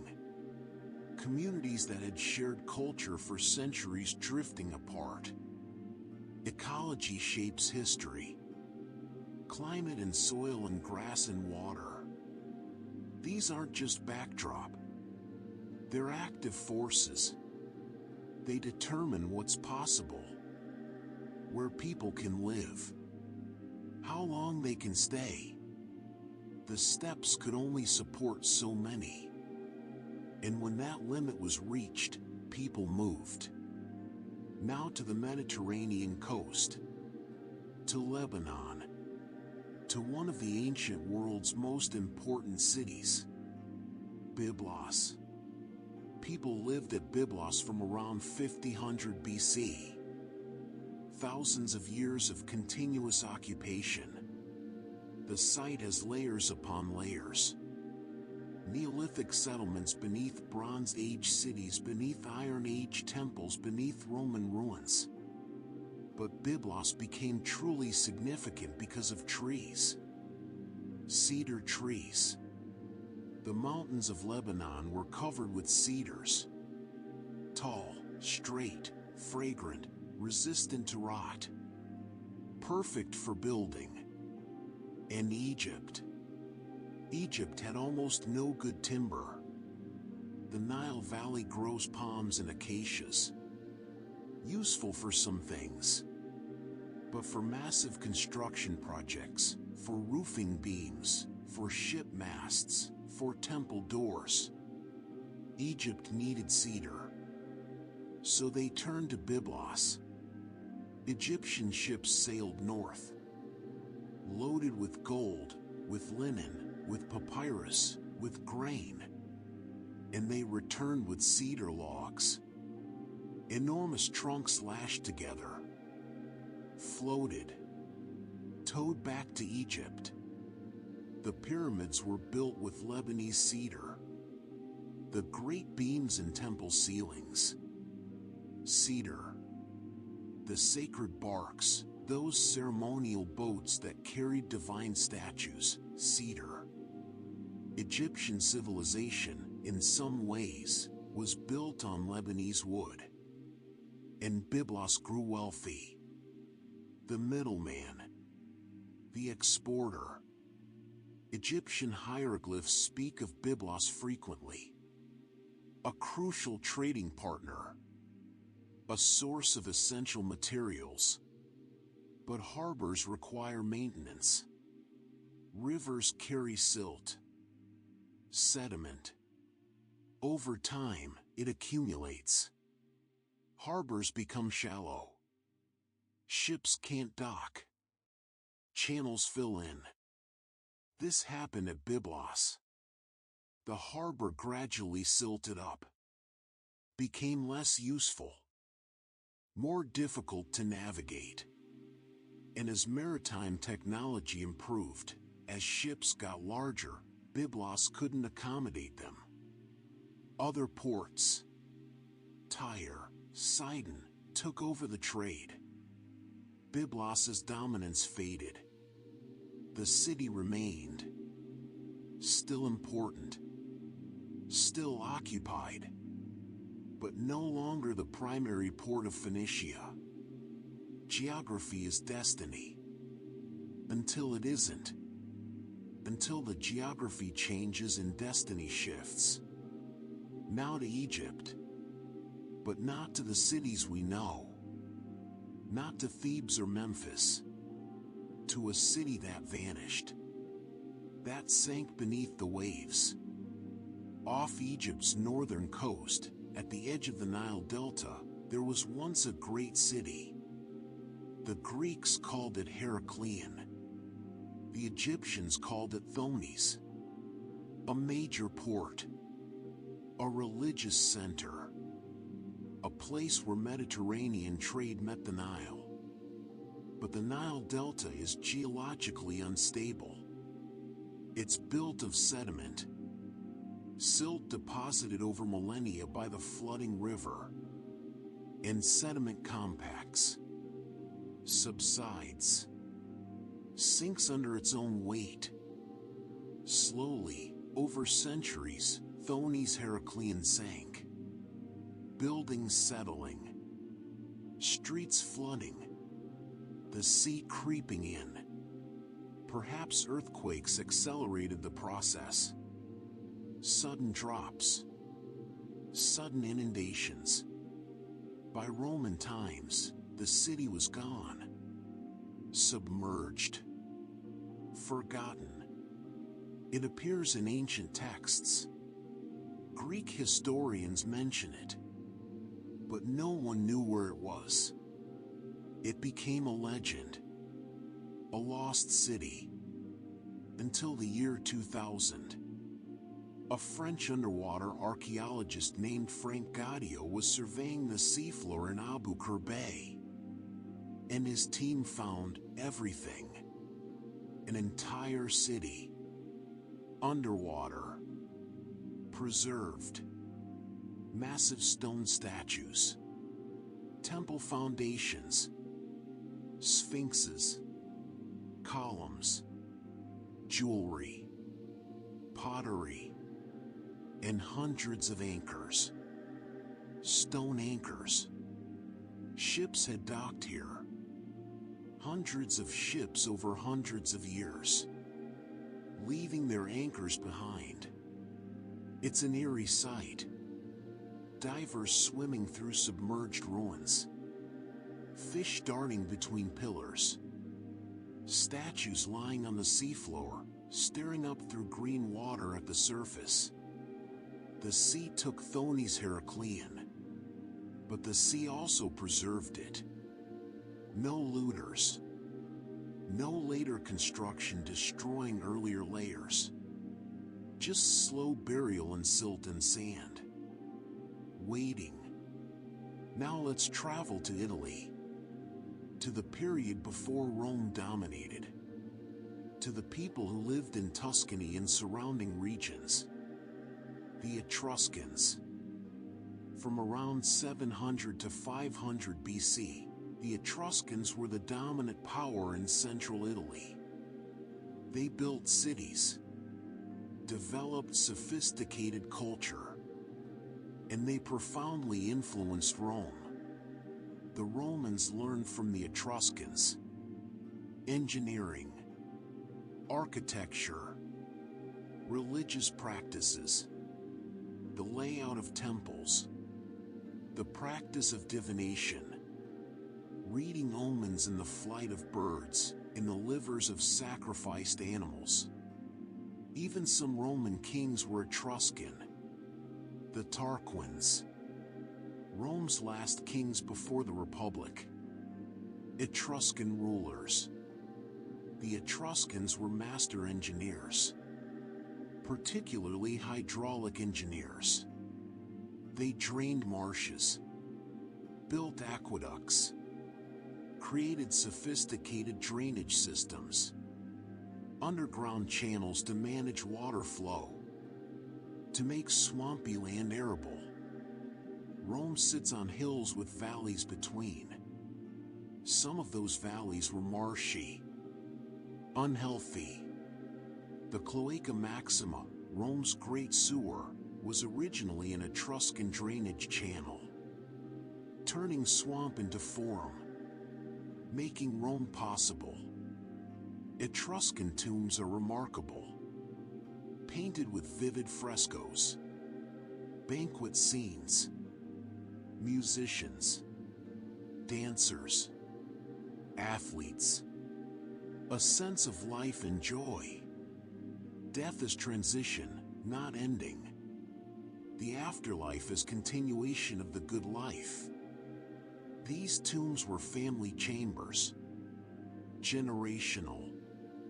The dead laid out on stone benches, surrounded by grave goods, pottery, weapons, jewelry, everything needed for the next world. But the Etruscans left us another mystery. Their language. Etruscan is not Indo-European. It's unrelated to Latin or Greek or any language spoken around it. It's isolated, unique. And though we can read the script, it's adapted from Greek alphabet. We don't fully understand the language. We know some words, names, basic vocabulary, but longer texts remain opaque. Another voice we can hear but not quite understand. And gradually, the Etruscans faded. Not through conquest exactly, through assimilation. As Rome grew more powerful, Etruscan cities were absorbed, became Roman. Etruscan nobles became Roman senators. Etruscan gods were adopted into the Roman pantheon. The culture didn't die violently. It blended, merged, became part of something larger, until what was distinctly Etruscan disappeared into Roman identity. Cultural death by absorption. Gentler than conquest, but just as final. Before the Etruscans, there was another culture in Italy. The Villanova culture. From around 1100 to 700 BC.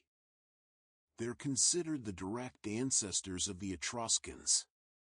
The bridge between Italy's Bronze Age and its Iron Age civilizations. The Villanova people cremated their dead, burned the bodies, collected the ashes, and placed them in distinctive urns. These urns were shaped like huts, little pottery houses, with roofs and doors, miniature dwellings for the dead, perhaps representing the afterlife home, perhaps echoing the actual houses people lived in. Looking at a Villanova hut urn, you can imagine the structures. Simple, thatched roofs, wattle and daub walls. The houses that dotted Iron Age Italy before cities of stone. Elite burials included more goods, bronze weapons, jewelry, fine pottery. But even common graves received cremation in a hut urn. Some level of ritual care for everyone. This is the period when iron was replacing bronze, when metallurgy was advancing, when societies were becoming more complex, chiefdoms evolving towards city-states, and Villanova culture gradually transformed, absorbed influences from Greek colonists to the south, from Phoenician traders, from contact with the wider Mediterranean world. Around 700 BC, what we recognize as Etruscan civilization emerged from Villanova roots. The culture evolved, became more urban, more literate, more connected to Mediterranean trade networks. But the foundation was Villanova. The continuity is clear. Same region, related pottery styles, evolving burial customs, one culture flowing into the next.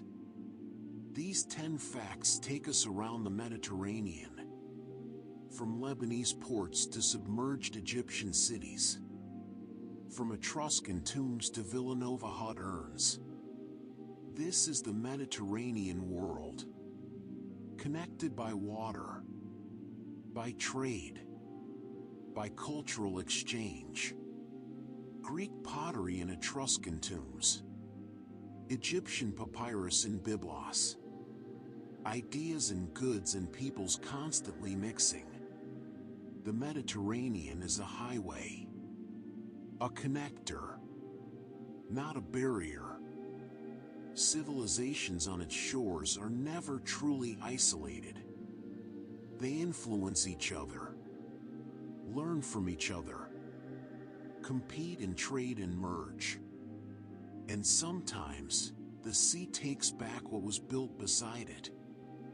Cities sink, harbors silt, the waves reclaim the shore.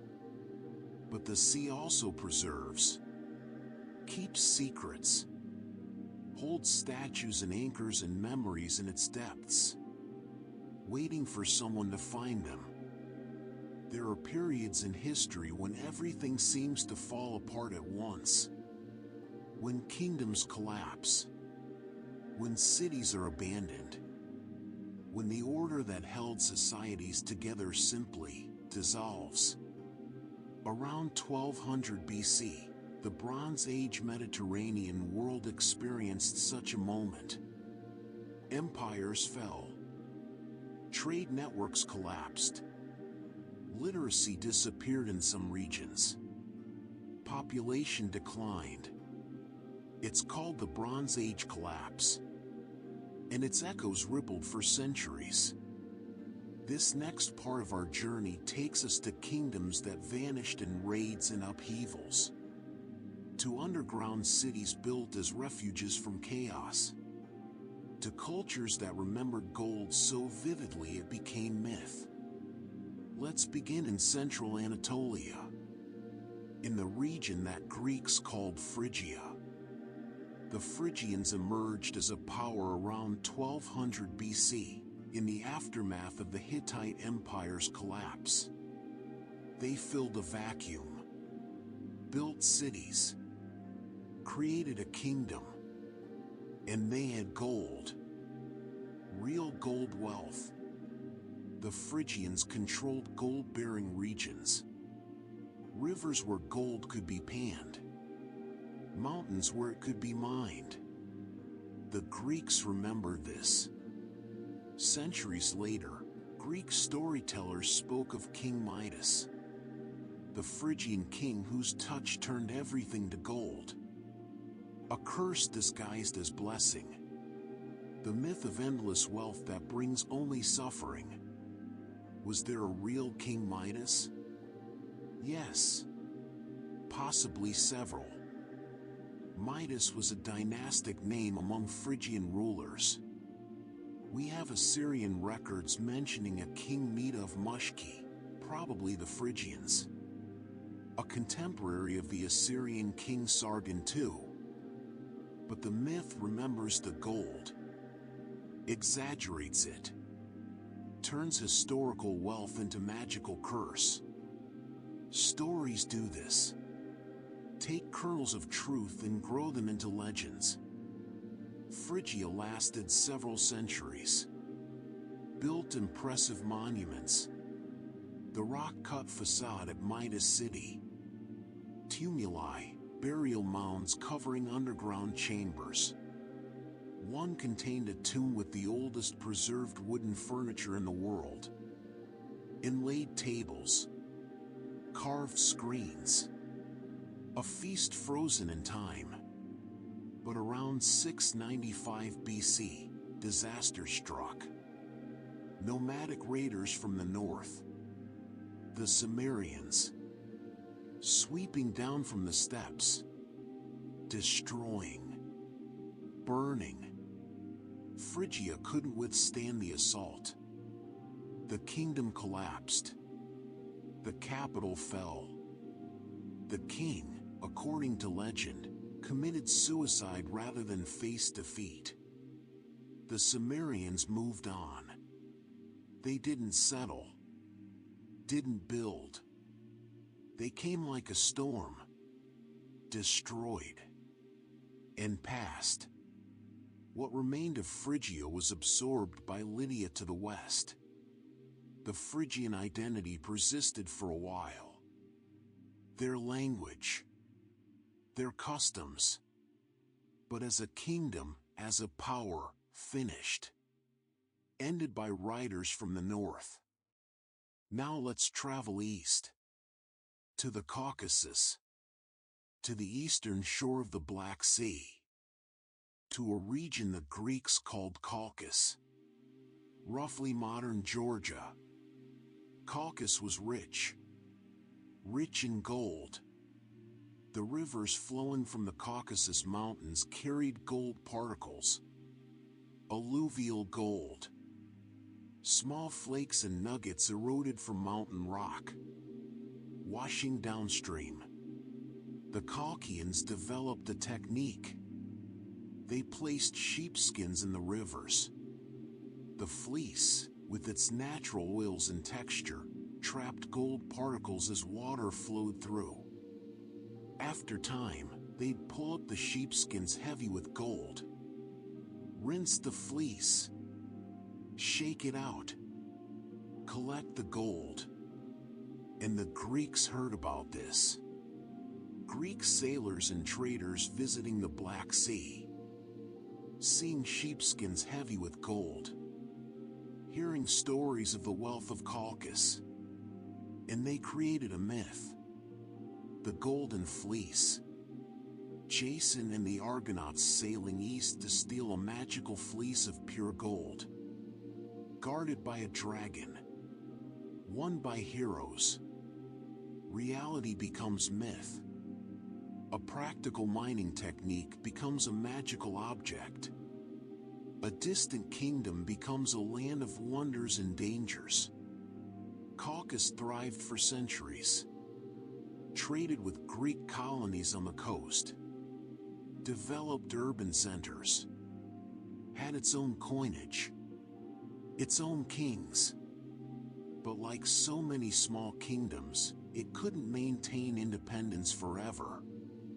Too many larger powers wanted control of the region. The Persians absorbed it. Then the Macedonians. Then regional kingdoms. then Rome, then Byzantium. The Chalkian identity persisted in some form.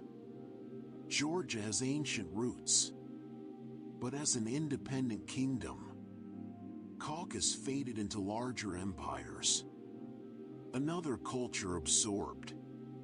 Let's go back in time now, to the early Bronze Age Caucasus, to a culture called Trialeti, roughly 2200 to 1500 BC.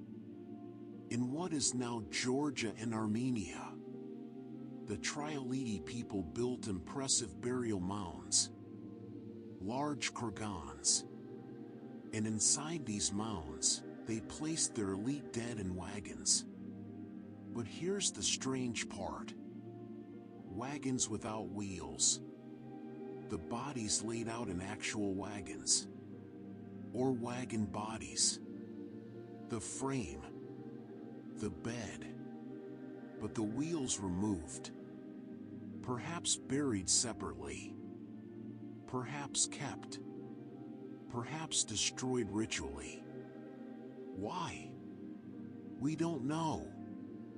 Some symbolic meaning. The wagon representing journey. The afterlife as travel. But a journey that doesn't need earthly wheels. A spiritual movement. These burials also contain silver vessels. Beautifully crafted cups and bowls. Engraved with animals in geometric patterns. Silver was valuable. Rare. Its presence marks elite status. The Trialeti culture helped shape what archaeologists call the kurgan tradition. Burial mounds across the steppes and surrounding regions. A practice that would continue for millennia. That we saw with the Andronovo. That would characterize Scythian burials.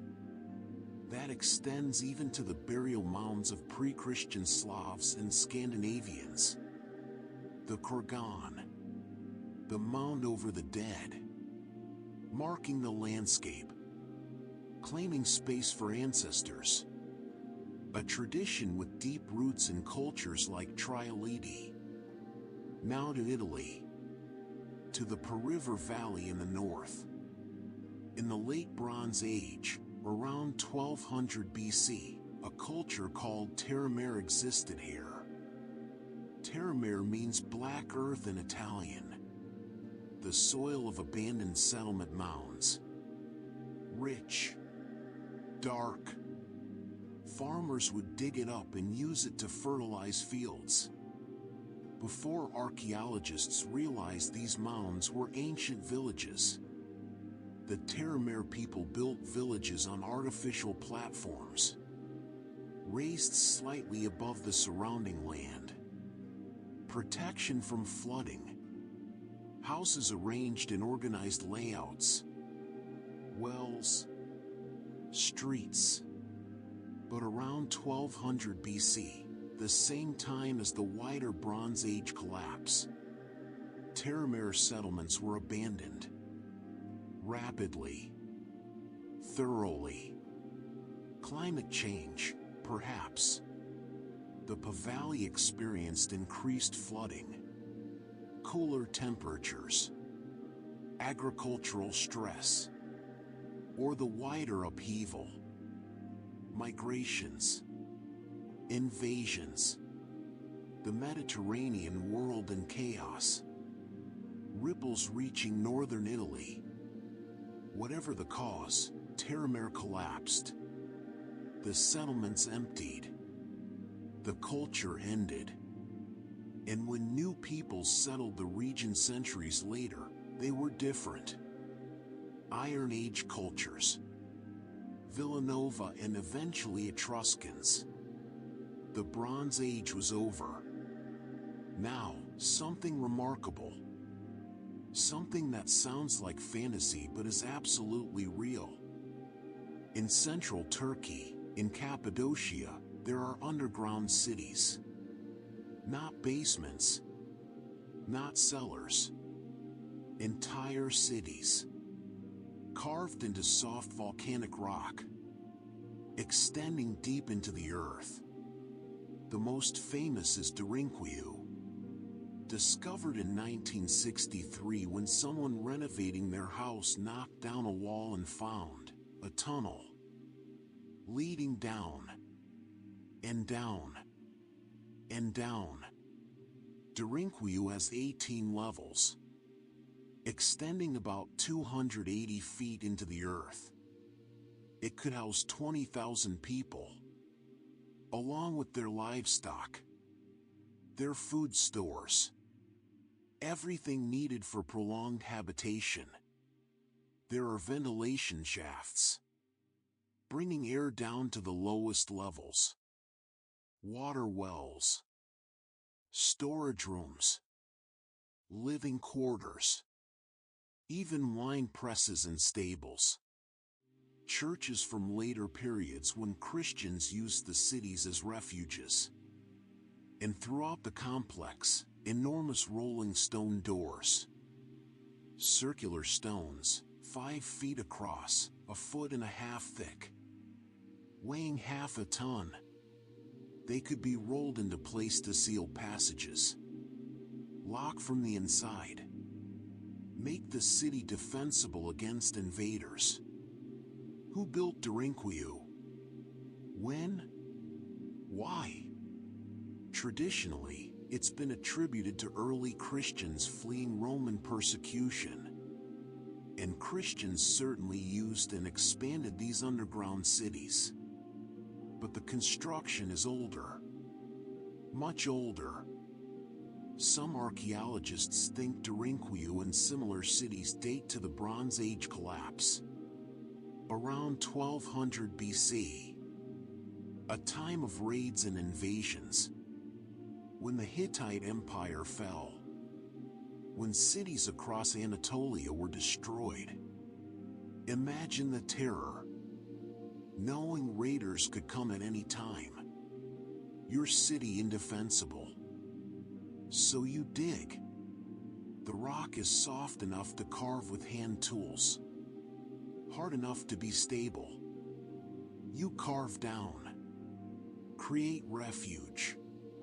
When raiders approach, you descend, taking your family, your animals, your valuables. You roll the great stones into place, seal yourselves in, wait in darkness while destruction rages above. Days, weeks, however long it takes. You have water, food, air, and safety. Eventually the raiders leave. You emerge, assess the damage, rebuild, and you keep the tunnels, expand them, because they might be needed again. Generation after generation adding rooms, going deeper, creating a hidden world beneath the visible one. It's an astonishing solution, born of desperation, of living in an age of collapse, when civilization felt fragile, when safety meant going underground. Derinkuyu and the other underground cities of Cappadocia are monuments to human ingenuity under pressure, to survival, to the lengths people will go to protect what they love. These facts take us through an age of upheaval, of kingdoms falling to raiders, of cities abandoned, of people hiding underground. The Bronze Age world, so interconnected, so sophisticated, fractured around 1200 BC. Trade routes broke. Literacy vanished in some regions. Technologies were lost. Population declined. It took centuries to recover. Centuries for new kingdoms to rise. For iron to replace bronze. For new trade networks to form. The age of collapse. A dark period. But people endured, adapted, survived. They dug underground cities. They told stories of golden fleeces and cursed kings. They buried their dead in wagons without wheels. They remembered. And eventually, the world recovered, rebuilt, continued. Rest now. Let these images settle. Underground tunnels lit by oil lamps. Sheepskins heavy with gold. Phrygian tumuli rising from plains. An age of endings, but also of persistence. Breathe slowly. Feel the weight of rock above. The safety of depth. In times of collapse, humans endure. Find ways. Survive. The ancient world was always in motion.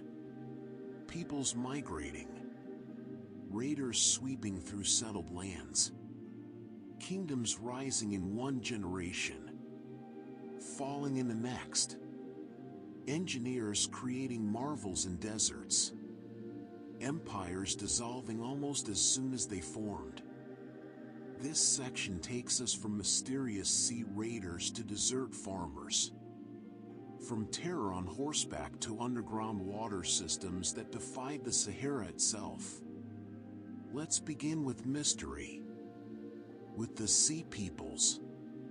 Around 1200 BC, during that Bronze Age collapse we've discussed, coalitions of raiders attacked the eastern Mediterranean. They came by sea and land, destroyed cities, toppled kingdoms. Egyptian records call them the Sea Peoples, a confederation of different groups with different names. One of these groups was called the Denyen. We don't know much about them. Egyptian inscriptions mention them among the raiders. Ship graffiti found along the Levantine coast, crude drawings of ships carved into rocks, might be their work. Marks of passage. Evidence of their presence.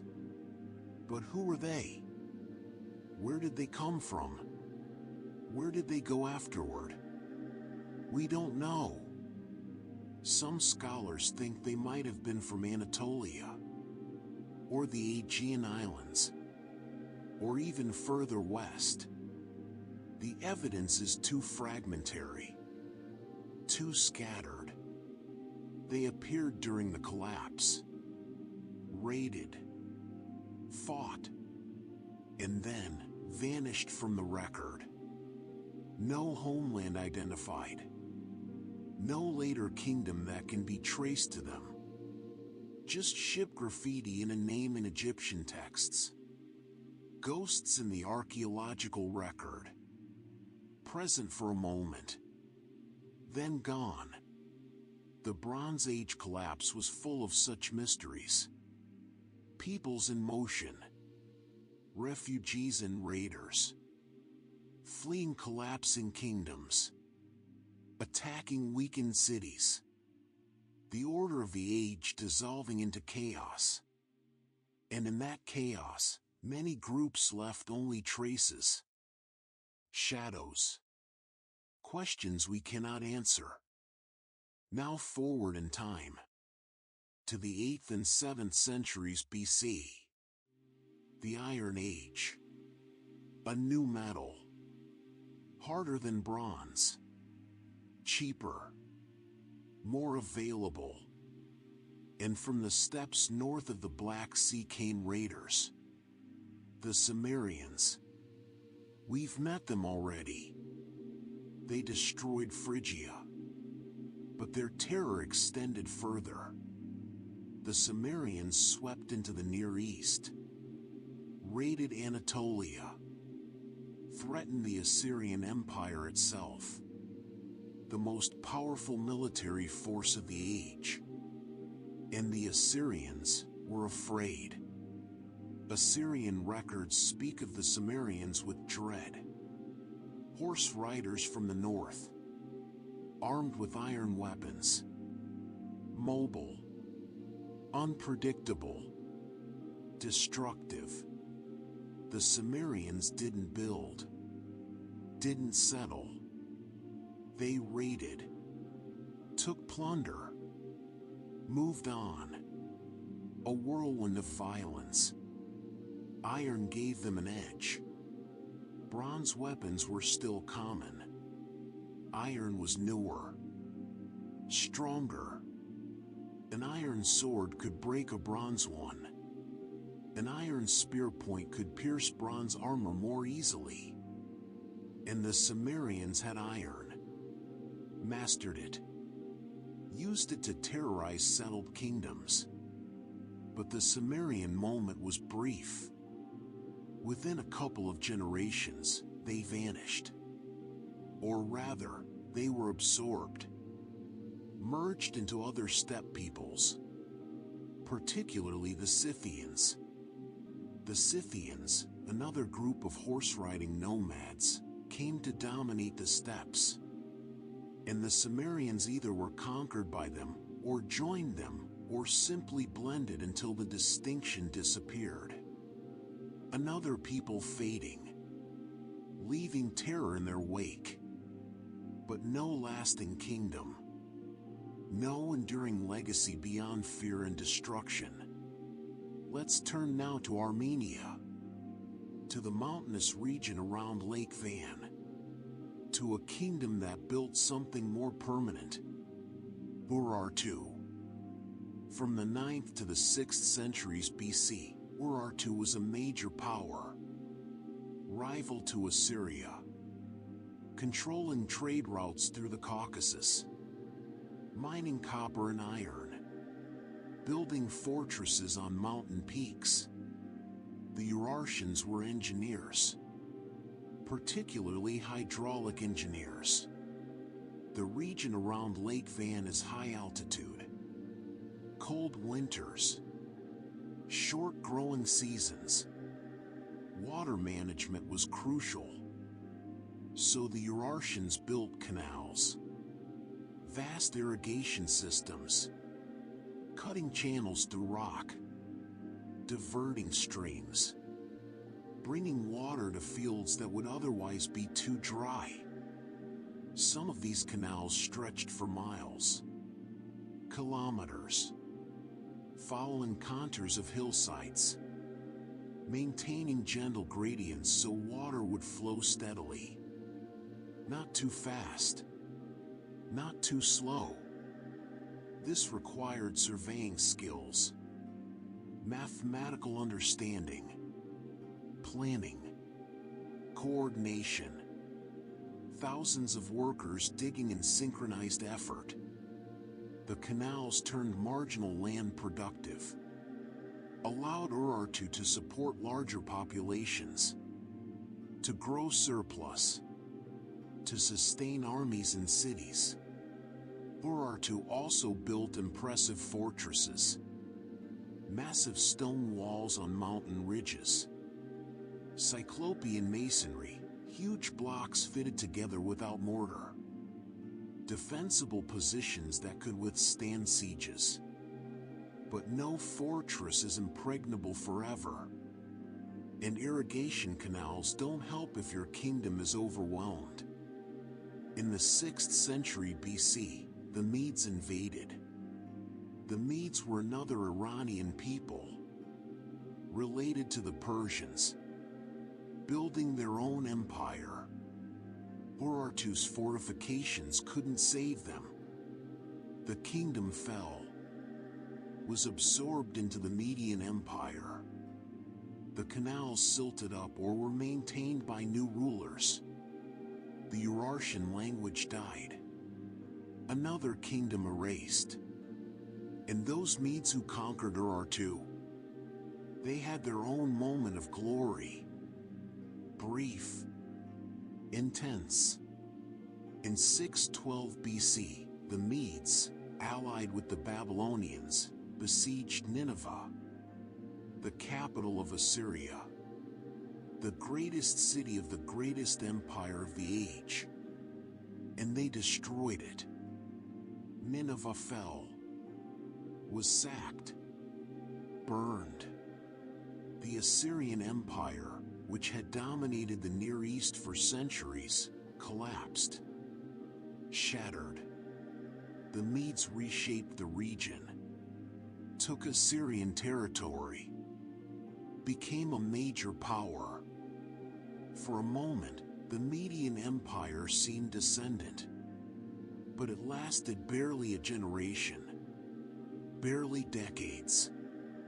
In 550 BC, Cyrus the Great, a Persian king, a vassal of the Medes, rebelled, overthrew his Median overlord, united the Medes and Persians under Persian leadership.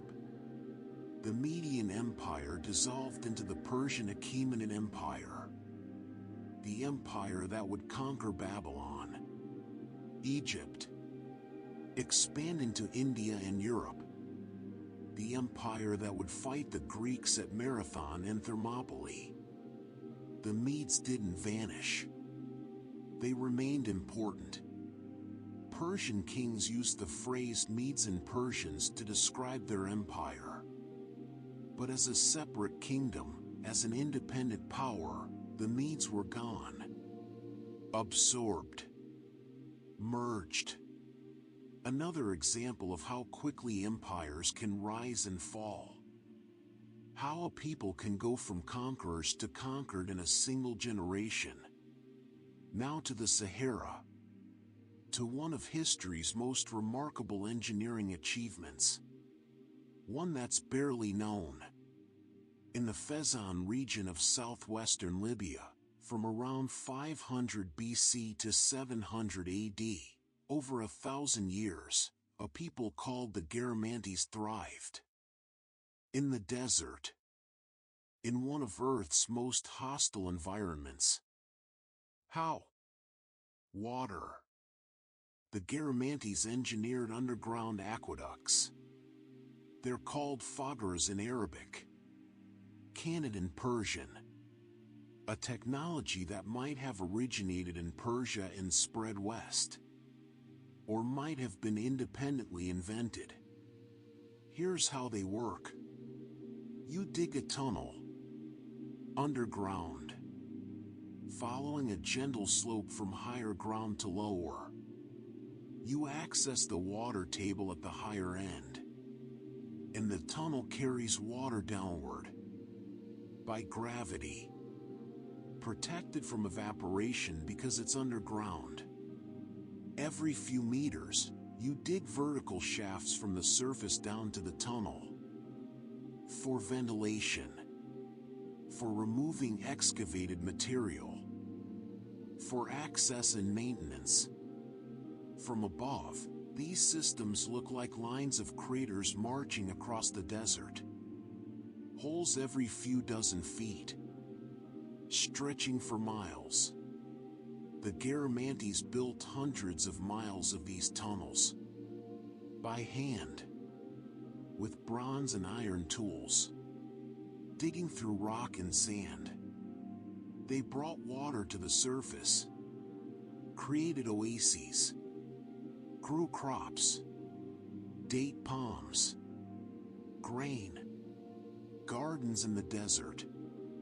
They built cities, traded across the Sahara, connected Mediterranean North Africa with sub-Saharan regions, exchanged gold and salt and slaves and goods.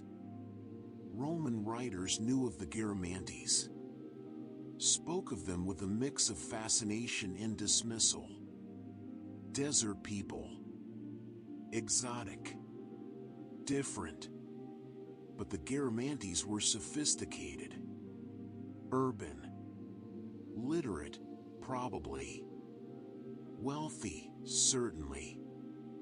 For over 1,000 years, they made the desert bloom. But underground aqueducts require maintenance. The tunnels collapse. Silt accumulates. Blocks flow. Someone has to descend into the dark, clear blockages, shore up walls, keep the water moving. Over time, this became unsustainable. The easy water sources were tapped. New tunnels required going deeper, further, more effort for less return.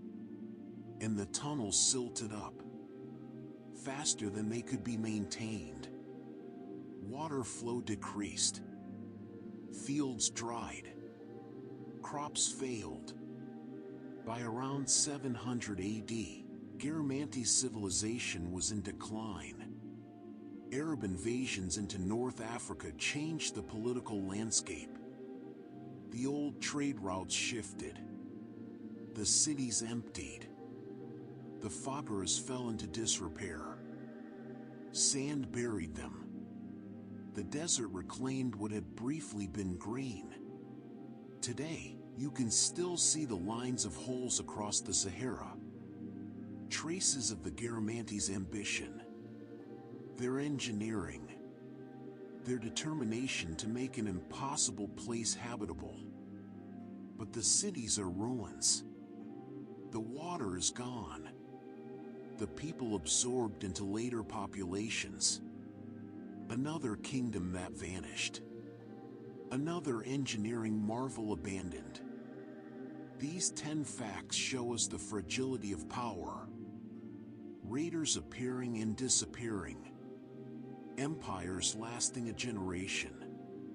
Underground cities and irrigation systems falling into ruin. The ancient world was never stable. Never permanent. Always shifting. Kingdoms rose on the backs of engineering and iron and ambition, and fell when water failed or invaders came or the next generation proved less capable. Nothing lasts. Everything changes. Even the Sahara, briefest of all, bloomed and died in human hands. We're nearing the end of our journey through lost civilizations. And as we turn toward Asia, toward Arabia and Ethiopia and China and Japan, we begin to see patterns. Repeating cycles.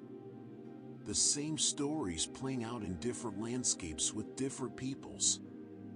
Civilizations rise.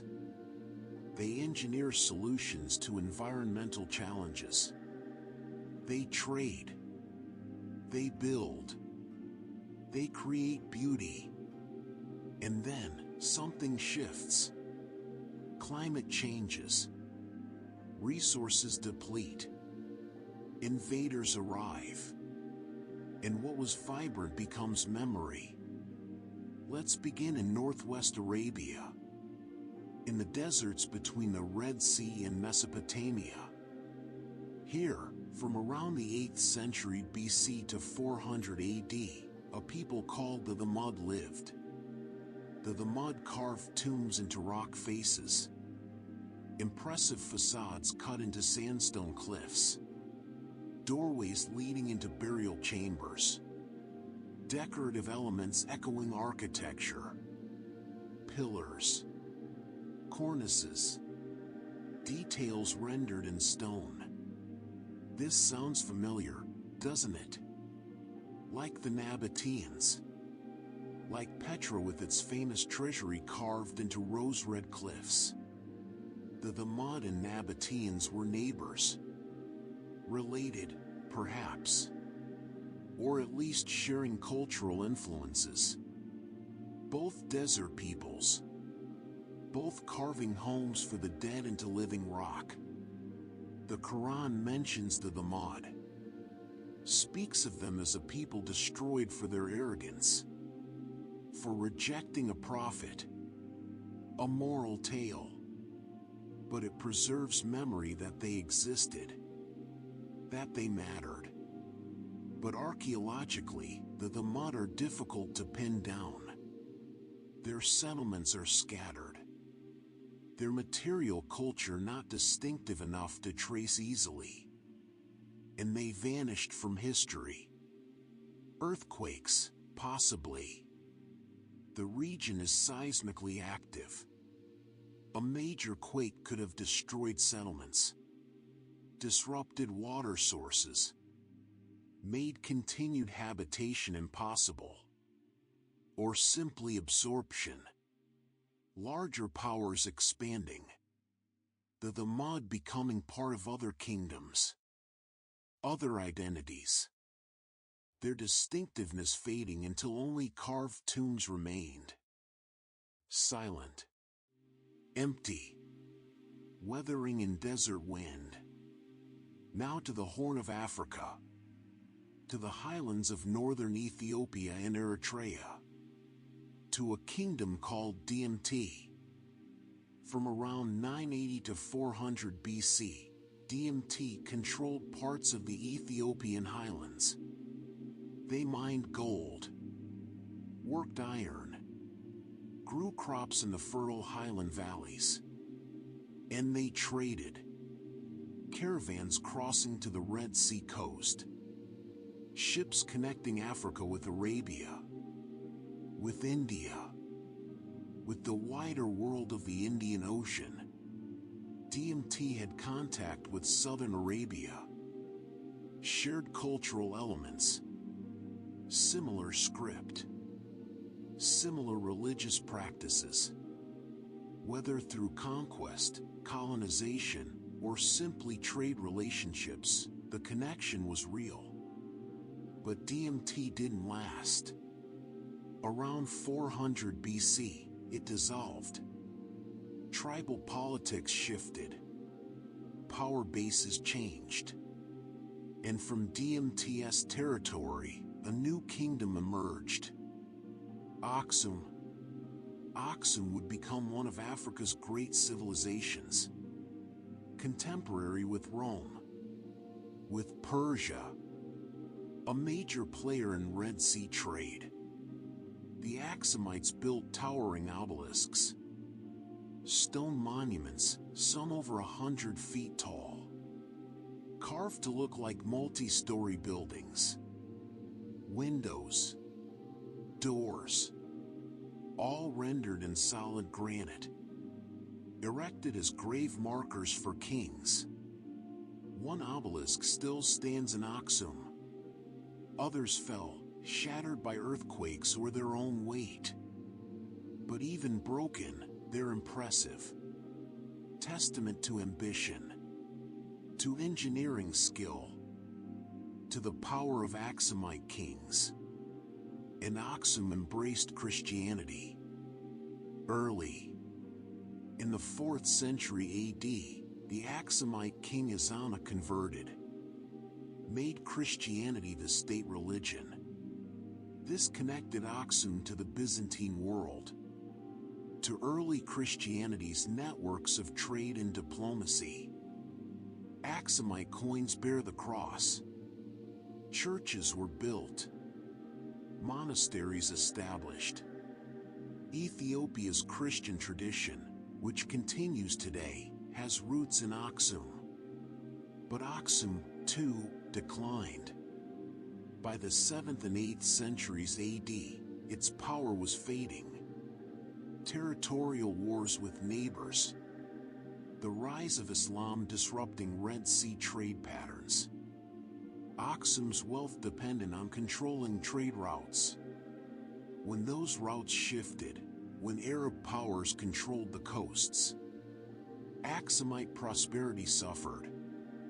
The kingdom shrank, became more isolated, eventually collapsed into smaller regional powers. But Ethiopian identity persisted. The Christian tradition survived. Aksum's legacy, if not its political power, endured. Now east, far east, to the Yangtze River Delta, to what is now the Shanghai region, to a culture called Liangzhu. From 3300 to 2200 BC, while Egypt was building pyramids, while Mesopotamia was developing writing, Liangzhu was creating something unique in China. They worked jade. Obsessively. Jade was sacred, powerful, associated with immortality, with the divine, with status. Liangzhu craftspeople carved jade into elaborate ritual objects. The most distinctive are tsong, hollow tubes with circular inner holes and square outer sections. Precisely carved, polished smooth, some engraved with intricate designs. Faces, possibly gods or spirits. Eyes staring out from jade. We don't fully understand what tsong represented. Ritual objects, certainly. Perhaps connected to cosmological beliefs. The circle representing heaven. The square representing earth. The tsong connecting the two. Liangzhu also produced early silk culture. Silk textiles have been found at Liangzhu sites. The cultivation of silkworms. The weaving of silk thread. Technologies that would become synonymous with China. Already present at Liangzhu. Already sophisticated. And Liangzhu built massive water management systems. Dams. Canals. Levees. Controlling the Yangtze's floodwaters. Creating rice paddies. Supporting a substantial population. But rice cultivation in the Yangtze Delta had a problem. Salinization. Salt accumulating in the soil from irrigation water. From the proximity to the sea. Over time, fields became too salty. Rice yields dropped. And water problems. Floods overwhelming dams. Or droughts. The delicate balance of water management disrupted. Around 2200 BC, Liangzhu collapsed. Sites were abandoned. The population dispersed. The sophisticated jade culture faded. Climate change might have played a role. Increased flooding. Changing monsoon patterns. Making the delta less habitable. Less productive. The people didn't disappear. They moved. Adapted. Became part of later Chinese cultures. But Liangzhu as a distinct civilization ended. Finally, to Japan. To the Yayoi period. From around 300 BC to 300 AD. Before Yayoi, Japan was inhabited by Jaman people. Hunter-gatherers and fishers. Making distinctive pottery but not practicing agriculture on a large scale. Then, around 300 BC, new peoples arrived from the Asian mainland. Bringing rice. Bringing wet rice cultivation. Paddy fields. A whole new way of life. This is the Yayoi culture. Named after a district in Tokyo where their pottery was first identified. Yayoi people transformed Japan. Agriculture replaced foraging as the primary food source. Populations grew. Settlements became larger. More permanent. They also brought bronze. Bronze bells. Bronze weapons. Metallurgy. Though Japan would quickly move from bronze to iron, adopting both metals in relatively rapid succession. Yayoi bronze bells are beautiful. Called dotaku. Tall. Narrow. Decorated with flowing patterns. They weren't wrong like Western bells. They were ritual objects. Buried, often. offerings, perhaps. And Yayoi culture shaped what would become Japanese society. The emphasis on rice, on wet rice cultivation, the social organization required for managing irrigation, the emerging class differences, elites controlling land and labor. By 300 AD, Yayoi was transitioning into the Kofun period, the age of massive burial mounds, of early Japanese kingdoms, of the slow formation of what would eventually become Imperial Japan. Yayoi didn't collapse. It evolved, transformed into something else. But it marked the moment when Japan shifted from foraging to farming, from isolated island to connected part of East Asian civilization networks. And now, we've reached the final fact. The pattern, the cycle. Across every region we've visited tonight, across continents and millennia, lost civilizations fell to repeating patterns. Climate stress, droughts, floods, cooling temperatures, monsoons shifting, ice ages advancing, the environment changing in ways that made old adaptations obsolete. Ecological limits, overgrazing steppes, salinizing soils, silting harbors, depleting water tables, using resources faster than they could regenerate. Invasion, raiders from elsewhere, nomads from steppes, sea peoples, Sumerians, Medes, new powers rising and old powers falling to their armies. And assimilation, not violent destruction but gradual absorption. Languages dying as children speak new tongues. Gods merging. Cultures blending until what was distinct becomes part of something larger. These patterns repeat. Again and again. The details differ. The names change. But the underlying dynamics, the same. No civilization is permanent. No power eternal. Everything built eventually crumbles or transforms. The ancient world is full of ghosts. Kingdoms that seemed invincible in their moment. Gone now. Remembered only by archaeologists and storytellers. But the people endured, adapted, became ancestors to new cultures, new civilizations. The thread continues even when the pattern changes. And perhaps there's comfort in that. In knowing that loss is universal. That every culture faces these challenges. That collapse is not unique to us. Not a modern failure. But part of the human story. Always has been. We build, knowing it won't last forever. We create beauty, knowing it's temporary.